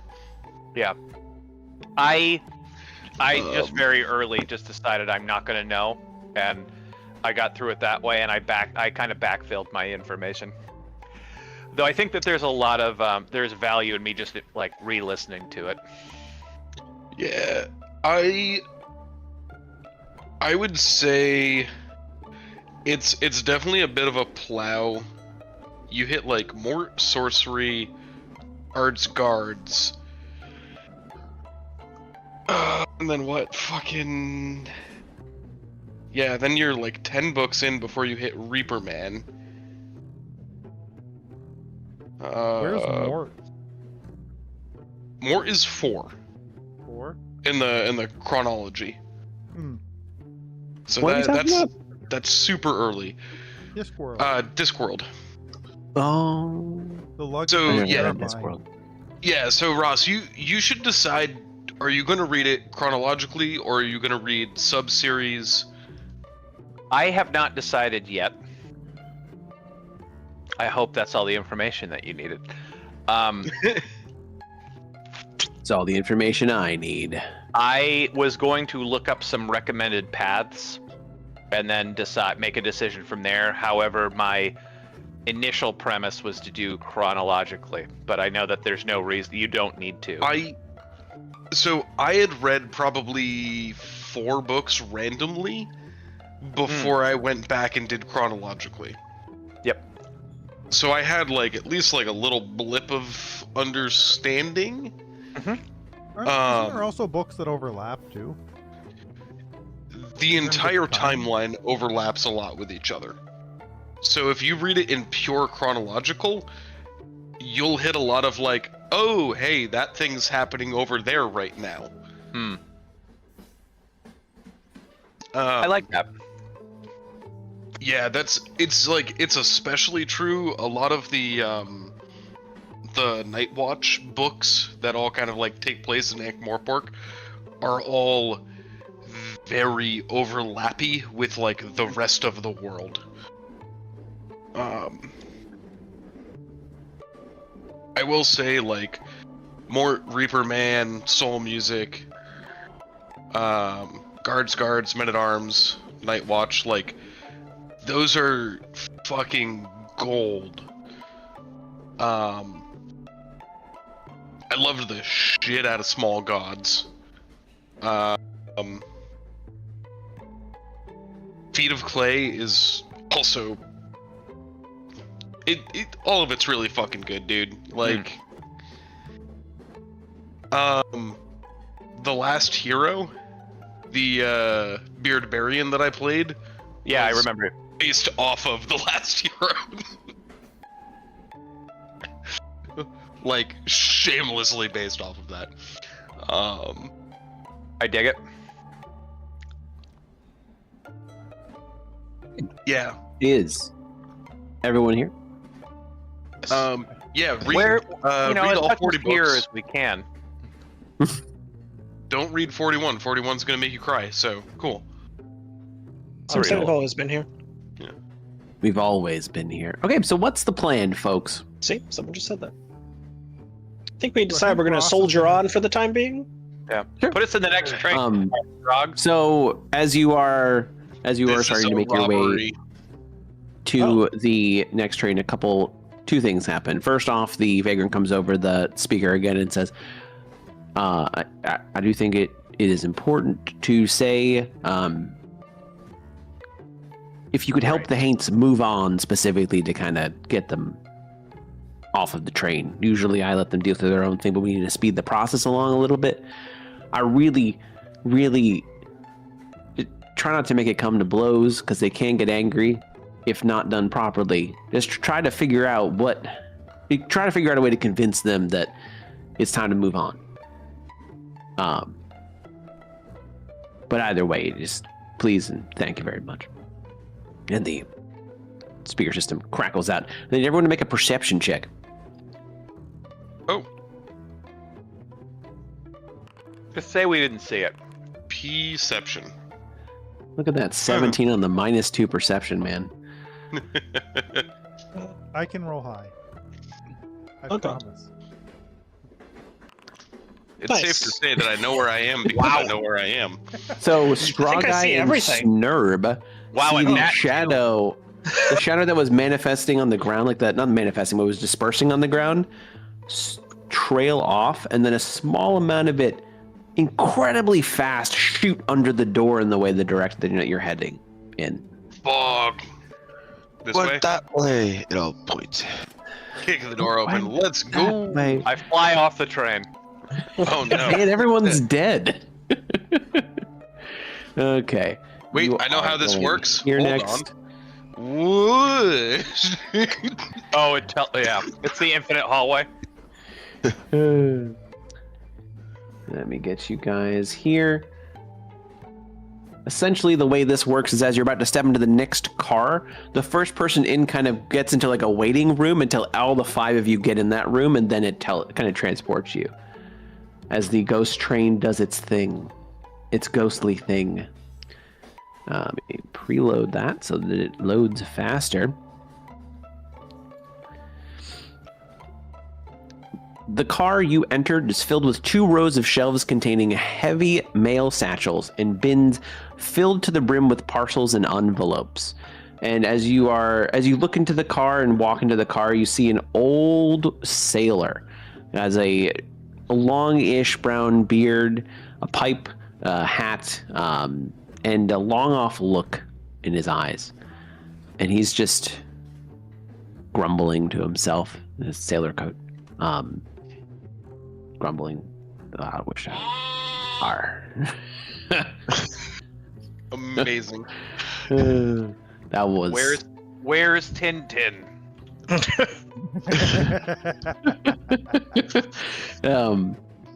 Just walking back and forth. I wish I could see the sea again. Back in my day, it's just been so long since I've seen the sea. You see the sea all the time. And he's not even really making a ton of sense. His sentence is kind of cutting down a little bit. And I tap him as on you- the shoulder. Is there any arcane or occult knowledge among these envelopes? you can do a investigation check. As Driscoll is looking through the various notes, the mariner turns around and is like, "Hi. Where did you Hi. all come from? Did you come from the sea? It's been so long since I've seen the sea." Does the swamp count? No, that is not the sea. The sea You're is the right. most amazing thing in the world. Well, no, I disagree. The Driscoll, you swamp- don't find anything of a note in the letters. The We swamp should is better than the sea we'll in agree to every way. disagree then. We'll agree to disagree. The sea is definitely better. No. Is there anything I can do for? All right, what are you here for? I look back at the group.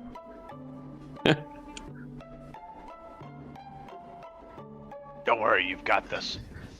There, maybe you can sit that one out.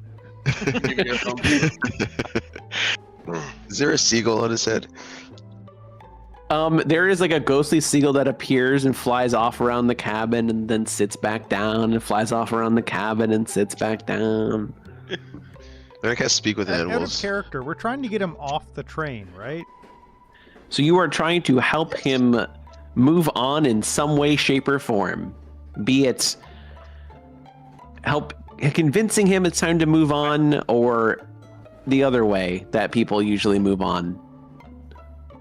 I pull Death. So he wants to go to the sea.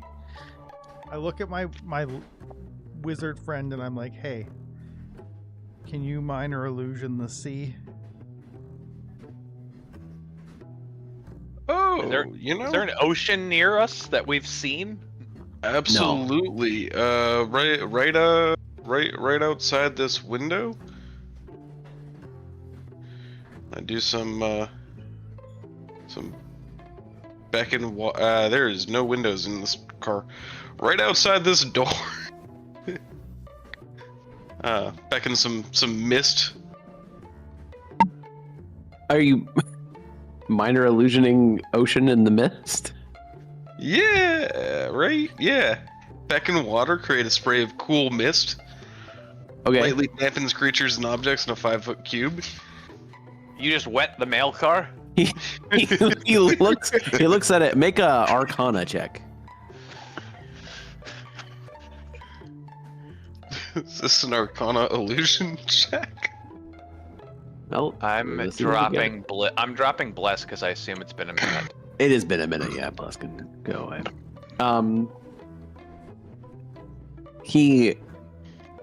You do a pretty decent job, even though it seems a little bit interesting. And he looks at it and he reminisces a little bit at the sea, and he looks like he's getting a little bit closer to accepting. You can kind of see in his eyes, he's like, I remember how it looked, kind of like that though, better. It looks like he's getting closer to moving on. Is there any maps or drawings of the coast in this room? So there doesn't seem to be any maps or drawing of the coast in this room.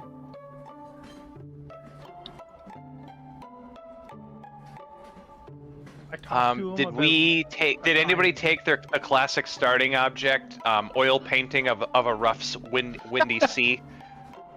Yes, I have 2 of them. So Ah, perfect. Can we give him one of those? Some other pouch. Unfortunately, I need them No, both. you don't. No, you don't. You don't got. You don't got. No, get out of They're here. they're spellcasting component. Sorry, Yeah, sorry. yep. What was the actual somewhat legitimate suggestion? How dare you? I was gonna looking talk- for. Oh, sorry. No, I know you. So I did say, as you looked around, you didn't see anything in here. Who knows? I mean, there's still a lot of terrain. I would talk to him about any time I was in a boat and see if he wants to just reminisce and talk about boats.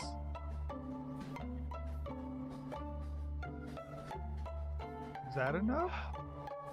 He I mean, so you can do. So you could do a survival check. Hmm. Even though the swamp is my religion. No, it's a survival check. I'm sorry. Okay. Ooh, Hey. Fine. Look at that. Hell yeah. no, that's good. I'll take it. I mean, it might have been a little bit different for me, but it sounds close. That must have been a treacherous swamp that you were in, the dangerous waters of the sea. And he looks like he's almost there. He's so close to moving on. He's looking out the window. He's just about to. I'm shaking my water skin to make water sounds. Does it? No.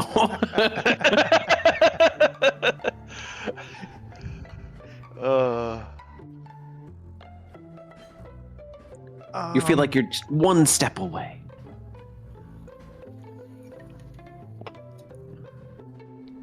Hey, Captain, you want to hear a great joke? Oh no. I mean, go on. It'll cheer you up, I'm sure. What's a pirate's can- favorite letter? It's, what's a pirate's favorite letter? Well, what do you think it is? I don't know. I've never heard that one.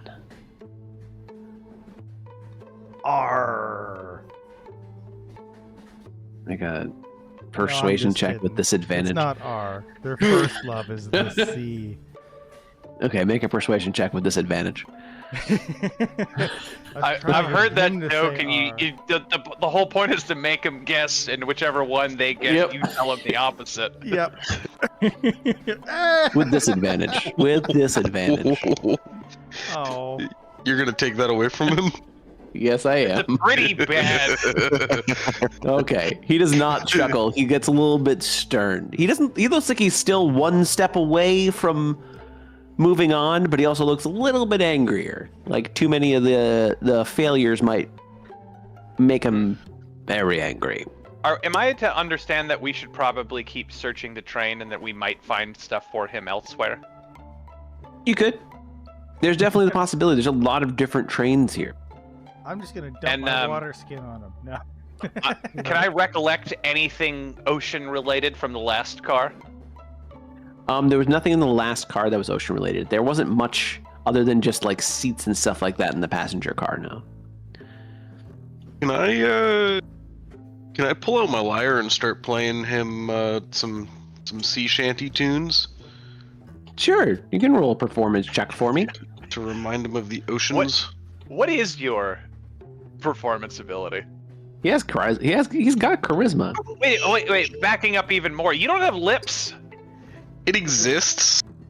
You don't really know any sheet shanty tunes. You Yeah. try to make one up on the spot, and it's really rough. He looks like he's actually not only is he one step closer to moving on, he's also one step closer to possibly becoming uncontrollably angry.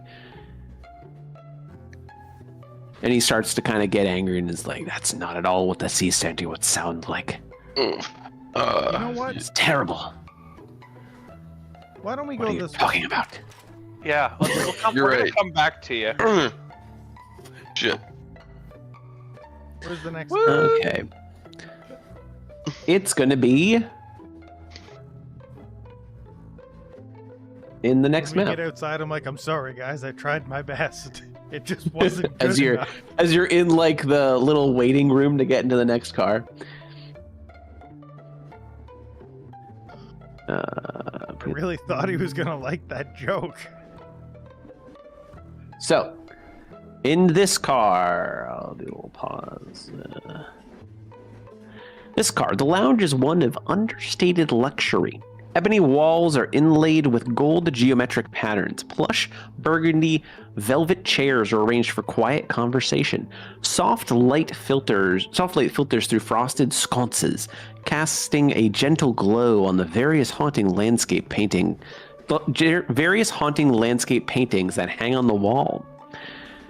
You see, though there were no tokens for these people, sitting at the bar, a tall, thin man leans against the bar, a whiskey glass in hand. His dark, slicked-back hair gleams with precision, framing his face with sharp lines, and is accentuated by a pencil-thin mustache. He wears a tailored, striped suit and grips an ornate cane topped with a silver goat skull. Sitting beside him is a shorter woman with curly brown hair who is wearing a shimmering flapper dress. Champagne flute in hand, she laughs lightly.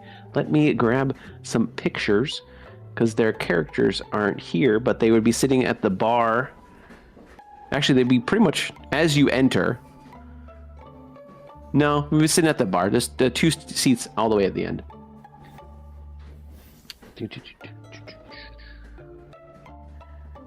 Here. Nope.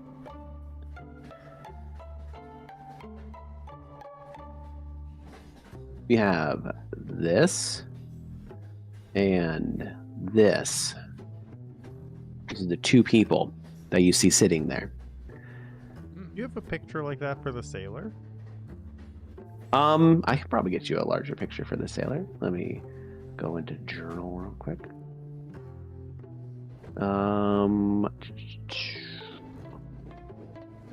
Mail car. It's just going to be a larger picture of his token. Okay. I don't have a full body picture of the sailor.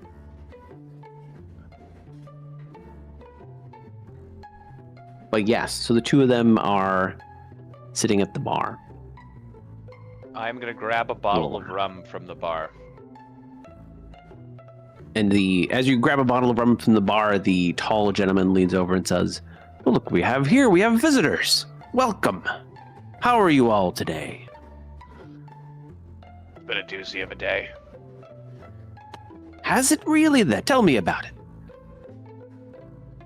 Well, this morning a young woman was eviscerated into a pile of gore, and then when I went to go chase down the killer, this train came down the alleyway and picked me up. The lady that's sitting behind him, that sounds terrible. I feel so sorry that happened to you. Is your day getting any better at least? Here, have a drink. And she gets a... Actually, you already have a drink in hand, but she still gets you another drink. The rum is for the sailor. I don't. Oh, okay. Okay. She still hands you another champagne flute. I will take a champagne flute and sip on a champagne flute. What are these the Druskins? Pip would know them as the Druskenwalds. Yes. No one else would really, because you're not from Druskenwald, you wouldn't really understand. They're 2 humans that could you humanoid. Oh yeah. They are 2 living creatures. You can see that for sure. And the Vagrant said there are 2 other living creatures, so you could deduce. So this is probably Philip and Adela. All right. Here's the good times. To good times. Philip takes a glass. Do I eat food? Or is this the equivalent of pouring champagne on a statue? Does it say you don't have to eat in your features? So it says I'm a construct. Oh yeah, so you wouldn't technically have to eat food. Yeah, I was trying to look on D&D Beyond if they had a set list of if you're a construct, this is your stuff, and I was trying to figure out. Yeah. Can I heal normally, or do I have to be So mended? It's specifically a construct that can heal normally, yes. Okay. Because there's also a marionette species that also is a construct but has the ability to heal normally. Yeah. So, but I'm completely made out of stone, so I don't know that any of this does. You could pour. I mean, yeah, You can. I like the ceremony of it, so I will. Yeah. And Philip would be like, "Hey, everyone else, take a seat. Take a seat. Grab a drink if you'd like. Tell us. I'm StrawGuy. Welcome. Puts out his hand. I'll shake it. Left Welcome. a coin in his hand. Thank you very much. Make sure you 30 hold on to that seconds coin. climbing up the stool. Do you need a help there, sir? Are you okay? No, I'm good, thank you. Another 40 seconds of scrambling in which we all just laugh. He as everyone's kind of get situated. Now, my darling Adela and I would love to hear any tale that you have. We are excited to see other living passengers on here on our way. So, Oh, anything interesting at all? Where you're from? I'm going to go into a very long explanation of my days standing guard as a scarecrow in the fields. As you do that, Adela specifically looks fascinated. I know it's like a long-winded, like what should be boring. She looks fascinated by it, just genuinely hanging on every word. The second that he's done, I'm going to just immediately start talking about standing motionless outside of my lord's manor, guarding the manor. Still fascinated. Philip even, like they look just genuinely intrigued by anything new, even if it seems kind of dull and what would be maybe boring to hear. They're just genuinely fascinated. once Aegis wraps up, I'm going to talk about long hours sitting still reading from tomes. No matter how hard you try to bore them, they just don't seem boreable. I really want one of the next persons to go to say something really remarkably interesting and fascinating, and then yawn. But what brings you to the Ghostlight Express, though? What brings you on a passageway to Druskenville? I had a live vision there. of trying this. You do. That's good. I believe I'm You getting had a off. vision. I believe I'm getting off at a different exit. Are these real people? Yes. They do look real. I won't even make you roll for it. They do look 100% legit. Those are the only other living creatures you've seen. Okay. Other than Frogman? Yes, that he also looks living. Well, and Adela would say, "Well, if you don't know where you're going, I'm a little bit of a diviner myself. Maybe I can help you with your futures." Ooh. I am interested in knowing What the to do? whereabouts of this creature of the night. I would read my fortune. I don't know if I can tell you exactly that, but I can give you a tarot reading I'd to love tell you exactly to know the the little future. extra things. Lay it on me, sorceress. Inky. Okay.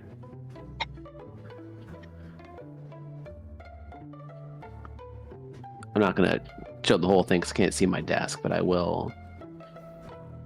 These is what came with backing the thing. They actually made little tarot cards for it, Ooh. backing the campaign.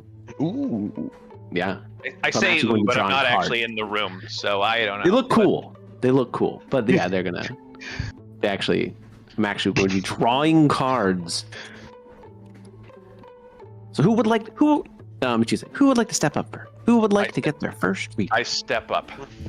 Okay. I'll line up 7 foot tall behind it. gargoyle. I step up. Which one of you guys wants to step up?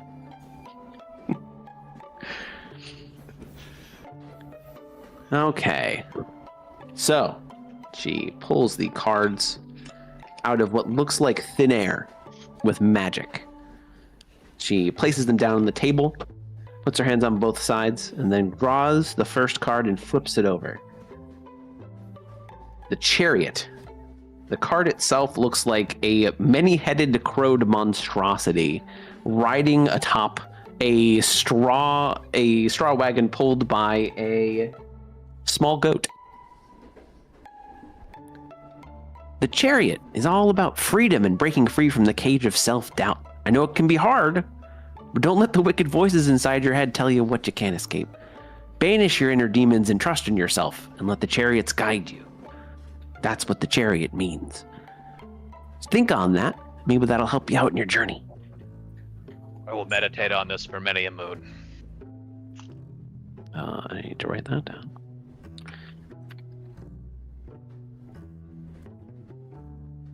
I want Okay. one too. Is that the whole thing?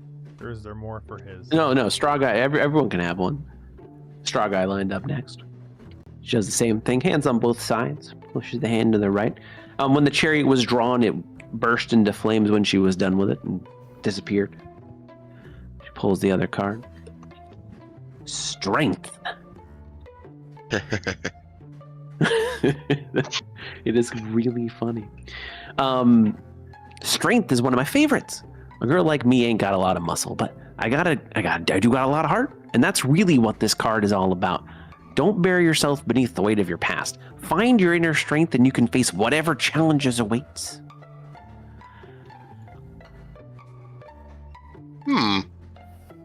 What card was it? Strength. Thank you. You're welcome. Who's next? Anyone else? Oh, I'd love to do a reading for everyone, but if you don't want to, I won't make you. I would be interested. I want one. Snurb kind of muscles his way to the front. Yeah, I push my way to the front. Okay. Same thing. Hands on both sides. Right card. The Fool. No. It's not a bad card. The Fool. I love this card. I disagree. New adventures and new beginnings, new opportunities. Who could say no to that? It's almost like only it's a telling fool. you that a new journey awaits you the moment you step off this train. What do you mean? No, I gotta get back to the swamp. Well, maybe that's the new journey, though. It means so much potential. And the Like, card kinda, like, under vanishes. his breath, he and like bursts of turns flame. away and he like kind of like kicks at what rocks would be on the floor. He's like, "You're the fool," and he just kind of like walks away, grumpy. He doesn't like the card he got. Who's next? I would be interested. I don't much take stock in tarot, but Oh, trust me, it's helped out a lot of people. Works very well. You got the Hanged Man. huh.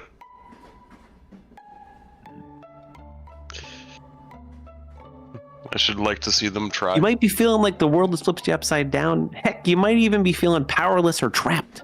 But the Hanged Man encourages you to live in the moment. Have a little patience. And let the solution come to you. Oh, it comes to me frequently. That's great. And that means it'll keep coming to you. That's And what she I'm looks afraid. over at Pip, who had just spent 30 seconds climbing up a bar stool. I can come to you if you'd like, and I can do this reading behind the bar. I don't want you to have to move. Oh no, I'm just catching my breath. I'm almost done, Okay. thank you. You don't want a reading at all? Nothing? No, not particularly. Okay, that's fine.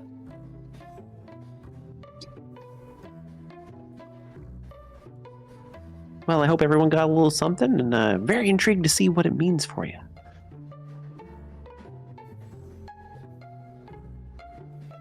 I suspect I know.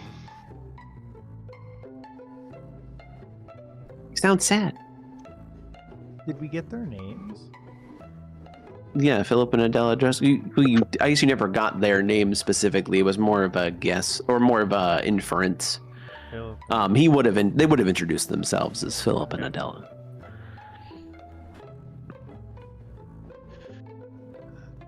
That's Jay Gatsby and Daisy Buchanan.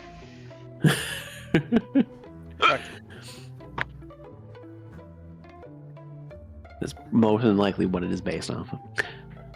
Are there any artworks of the ocean on the walls of the Do library? a perception check for me. Ooh. And I have not done a reasonable perception check to date. You look and you look and you look. It takes you a little bit, but you do actually eventually find, as you're looking at the paintings, one that looks like a rocky coastline with a rolling sea stretching to the horizon at sunset. I'm going to need to borrow this, and I just start lifting the painting off the wall. You say that, and Philip's just like, I mean, it's not our train. Feel free.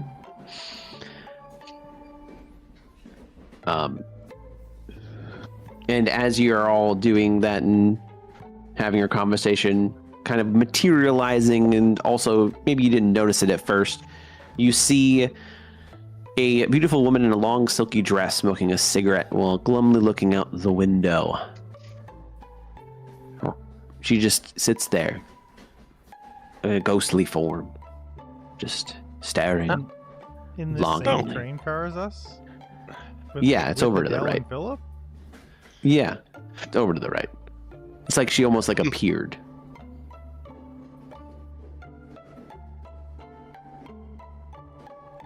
Hi,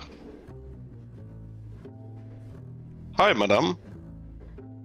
Didn't see you over here. Oh, I mean, it's okay. Never really made it big anyway. No, not a lot of people saw me. It's the life of a musician, or not musician, a singer that never really made it. No one really appreciated what I did. Would pull up a seat. Well, I do have a bit of an appreciation for music myself. Could you pull out that flute and roll another 5? kind of swing the wire out, and I'm like, hey. You could do a performance check if you'd like with your musical instrument to you try just and like like sing roll- along with her. She would, if you do a good enough job, she would join in. Yeah. We'll see if Yeah. she likes to play along. Okay. That's a lot better. That's You good. you do succeed. Much better. You start playing a song from a random book you read that she actually seems to kind of know, and she gets into it and sings along. She's feeling a little bit happier, a little bit less hollow. And she's like, "Thank you so much. That was good. Felt good to sing again. Just wish I had made it when I was back in the day. I just wish I had made it bigger, you know. Regrets." I like your to name? live looking forward with no regrets. She looks around. She's like, you actually see that she doesn't seem to remember a name. She's, I'm a songstress.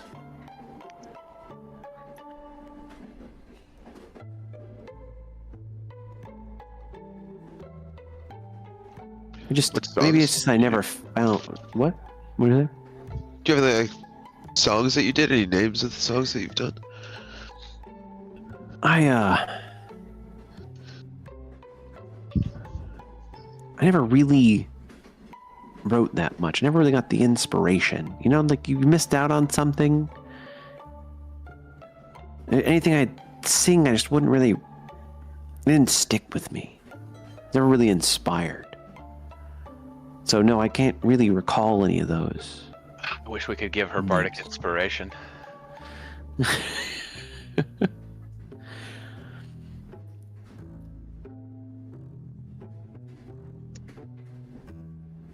I suggest that there seems to be a stage over there. If you'd like to perform something for us, we'd love to hear it.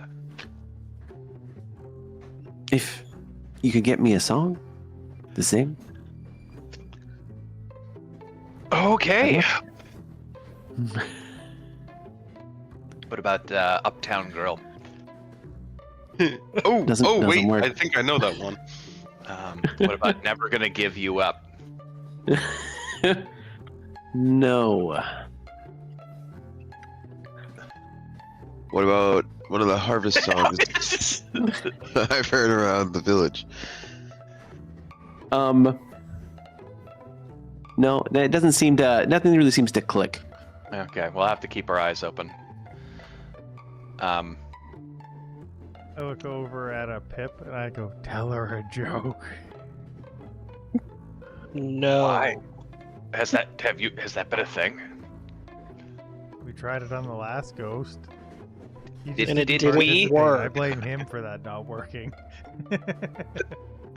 All right, so we need to search this train for sheet music, or if this 1920s rail car is to be believed, maybe a record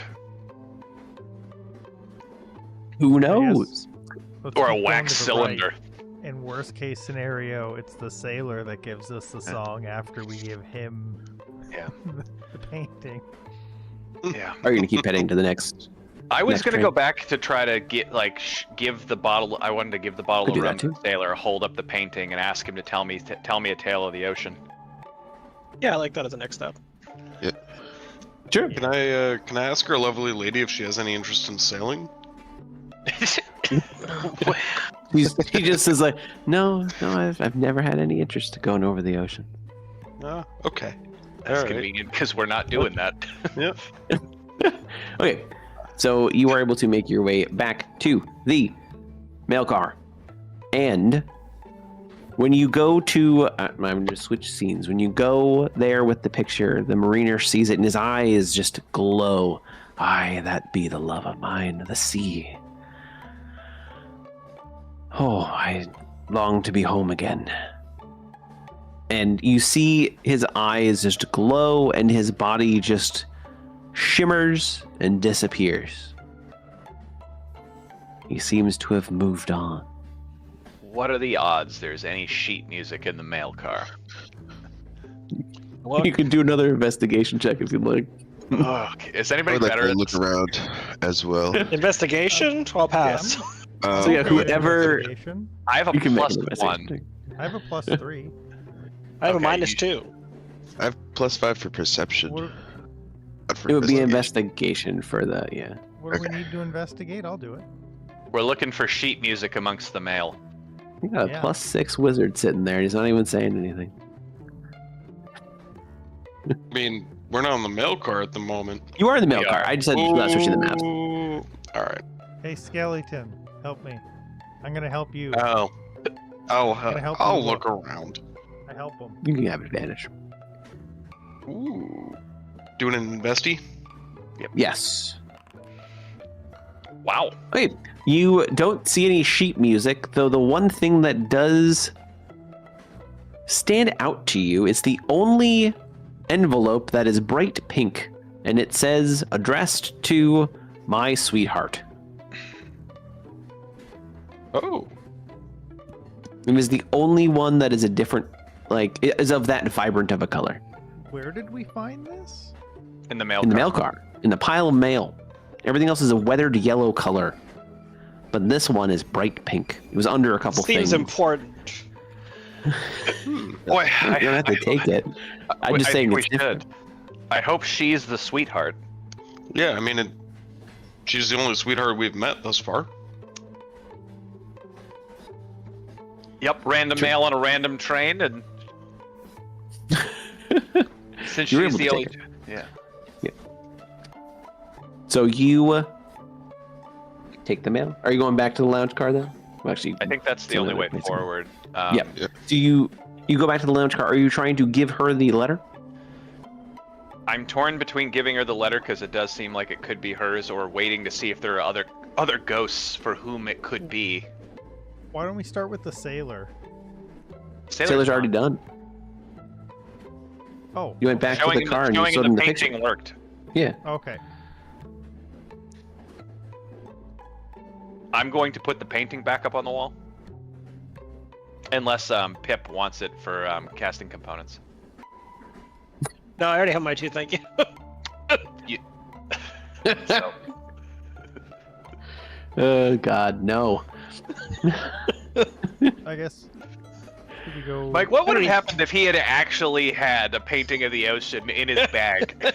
Auto success. If that had actually happened, I would have just said, "Damn, okay, you win. You got me. You got me." I don't need 3 of them. That's ridiculous. That is a ridiculous number. You're right. 2 is the right amount. I'm happy The that you 2 in your understand. bag start glowing hot red, and your entire inventory burns to ash, including your That's focus. part of the That's part of the ritual. I want. I just want to note that the painting I put back up on the wall is off by 4 degrees. Nice. You're a bad person. Yep. As soon as Aegis turns, I would fix it. Yeah, I could see that too. Instantly just fixes it. Okay, I look so over you're at in this Driscoll and car. I nod.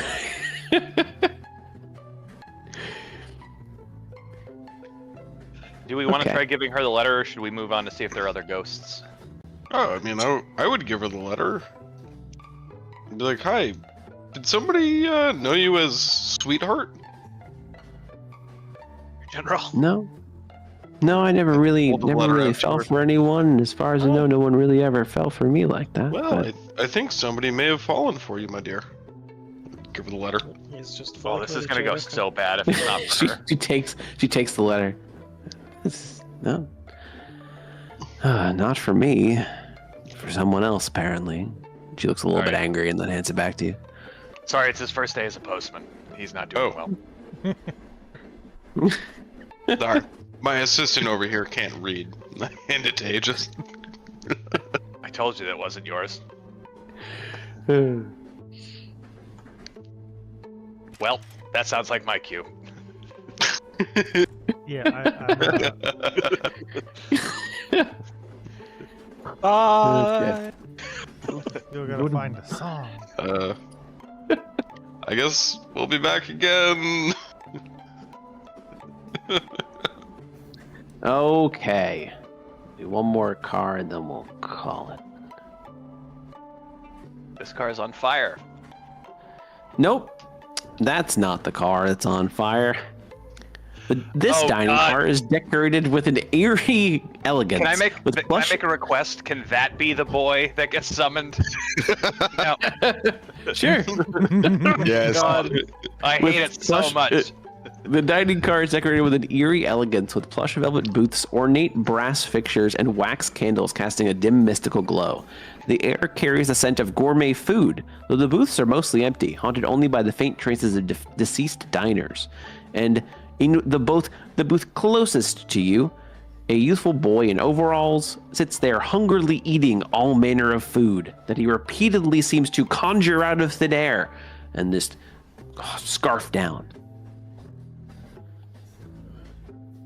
And you do notice that while he's doing this, he looks guilty. His eyes, he just looks guilty of something. I would say so. He's eating a whole chain link of sausages. Yes. Like slurping spaghetti.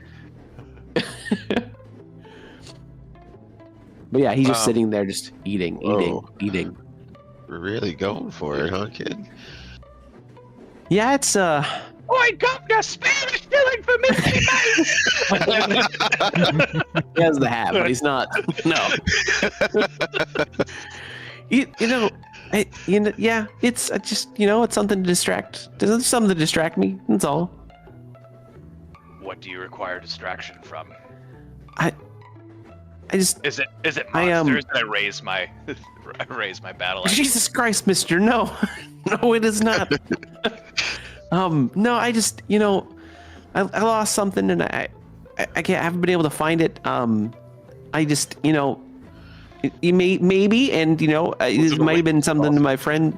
Because I A think I friend know of where mine. mine. It might not have been mine, and I might have lost it.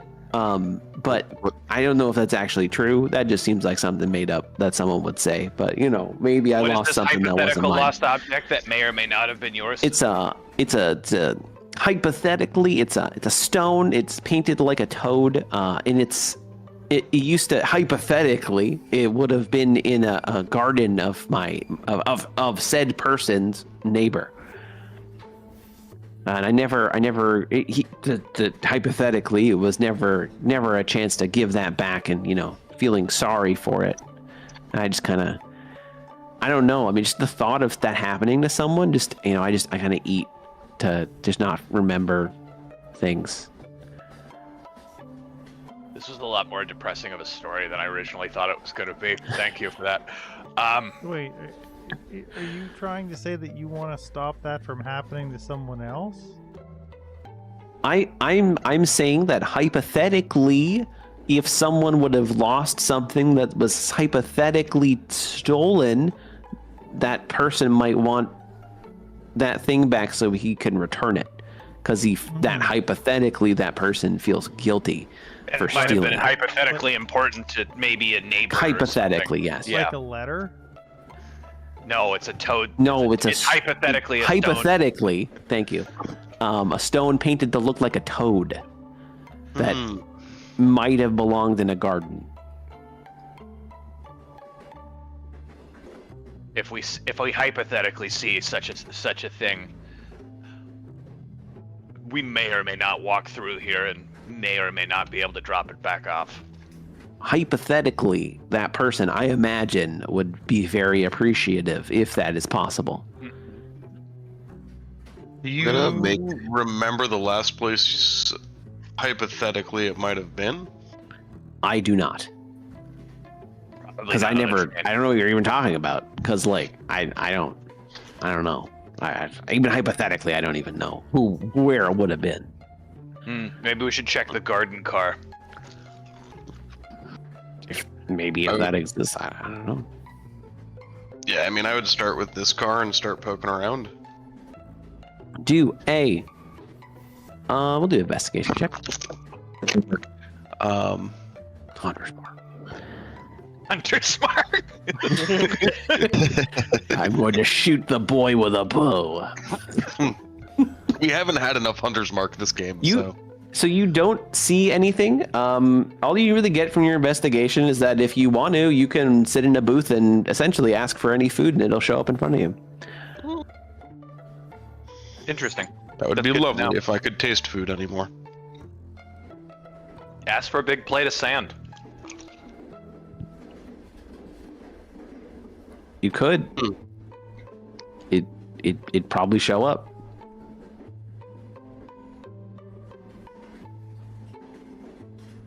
Sit down and ask for a plate of polishing sand.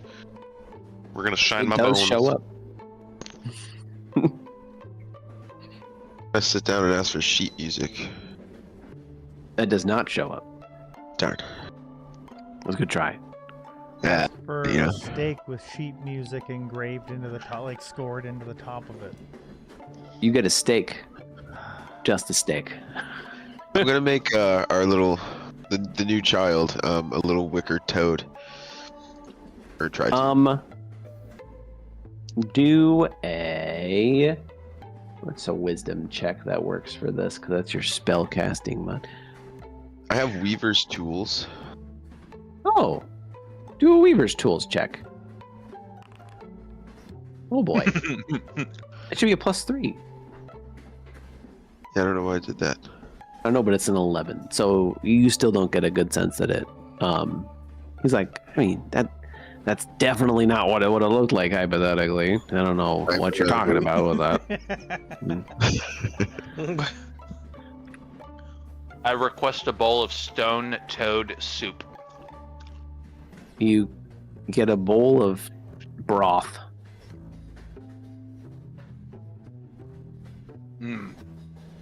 Excellent. I would like to request an unplagued tomato. You do get an unplagued tomato. I What's need to in keep this this and fancy study room it. that I can't actually stand into? Oh, that just looks like it's another. It shouldn't be a full wall there. It's just another. It's like a little lounge thing. There's no one in here, but it looks like a little private eating area. It's fancy. Well, okay. Is there anything else you'd like to do in this car? I'd like to order French fries in the way of like a Parisian cafe, where it comes in a cone of paper, and I'd like to request that paper be sheet music. You get French fries on a plate. Damn it. They're a That's a good little try. soggy. No, they're actually pretty damn well made. My character has no idea. I'm just mostly just two rocks mashing French fries together. They're very soggy after you get your mitts on them. Okay.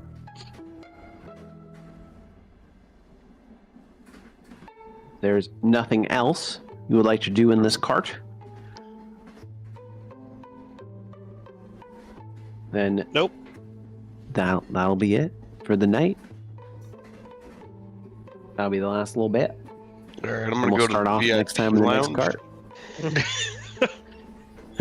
You can't. That door's. Oh, you could actually. You have to go like diagonal through it. That's kind of fun. I did have to go diagonal. I'd like to go to the sheet music car, That doesn't exist. the one that's full of sheet music. That doesn't exist. That's a car in every train. It's not though. What if I'll I tell you asked that the, for what me. if I asked the Frogman to play violin up on stage? He's currently dealing with the other side of the train. No. I don't know. There, that is where you shall be next time. No, I'm trapped in a box. This car is eerily quiet, save for a soft creaking each time the train gently rocks. A long corridor stretches down the car's length. 3 sliding doors along the way suggest luxurious private cabins for the train's first class. And that'll be it for the night. Unpause it for 1 second. Nope. Oh, okay. Hey. The last time Mike granted any request to anyone. Oh my god. It's true. We're all dead now. You had to have known that was coming, right? I honestly didn't. I had a feeling. I was gonna let it happen. I was let it I didn't slide. even see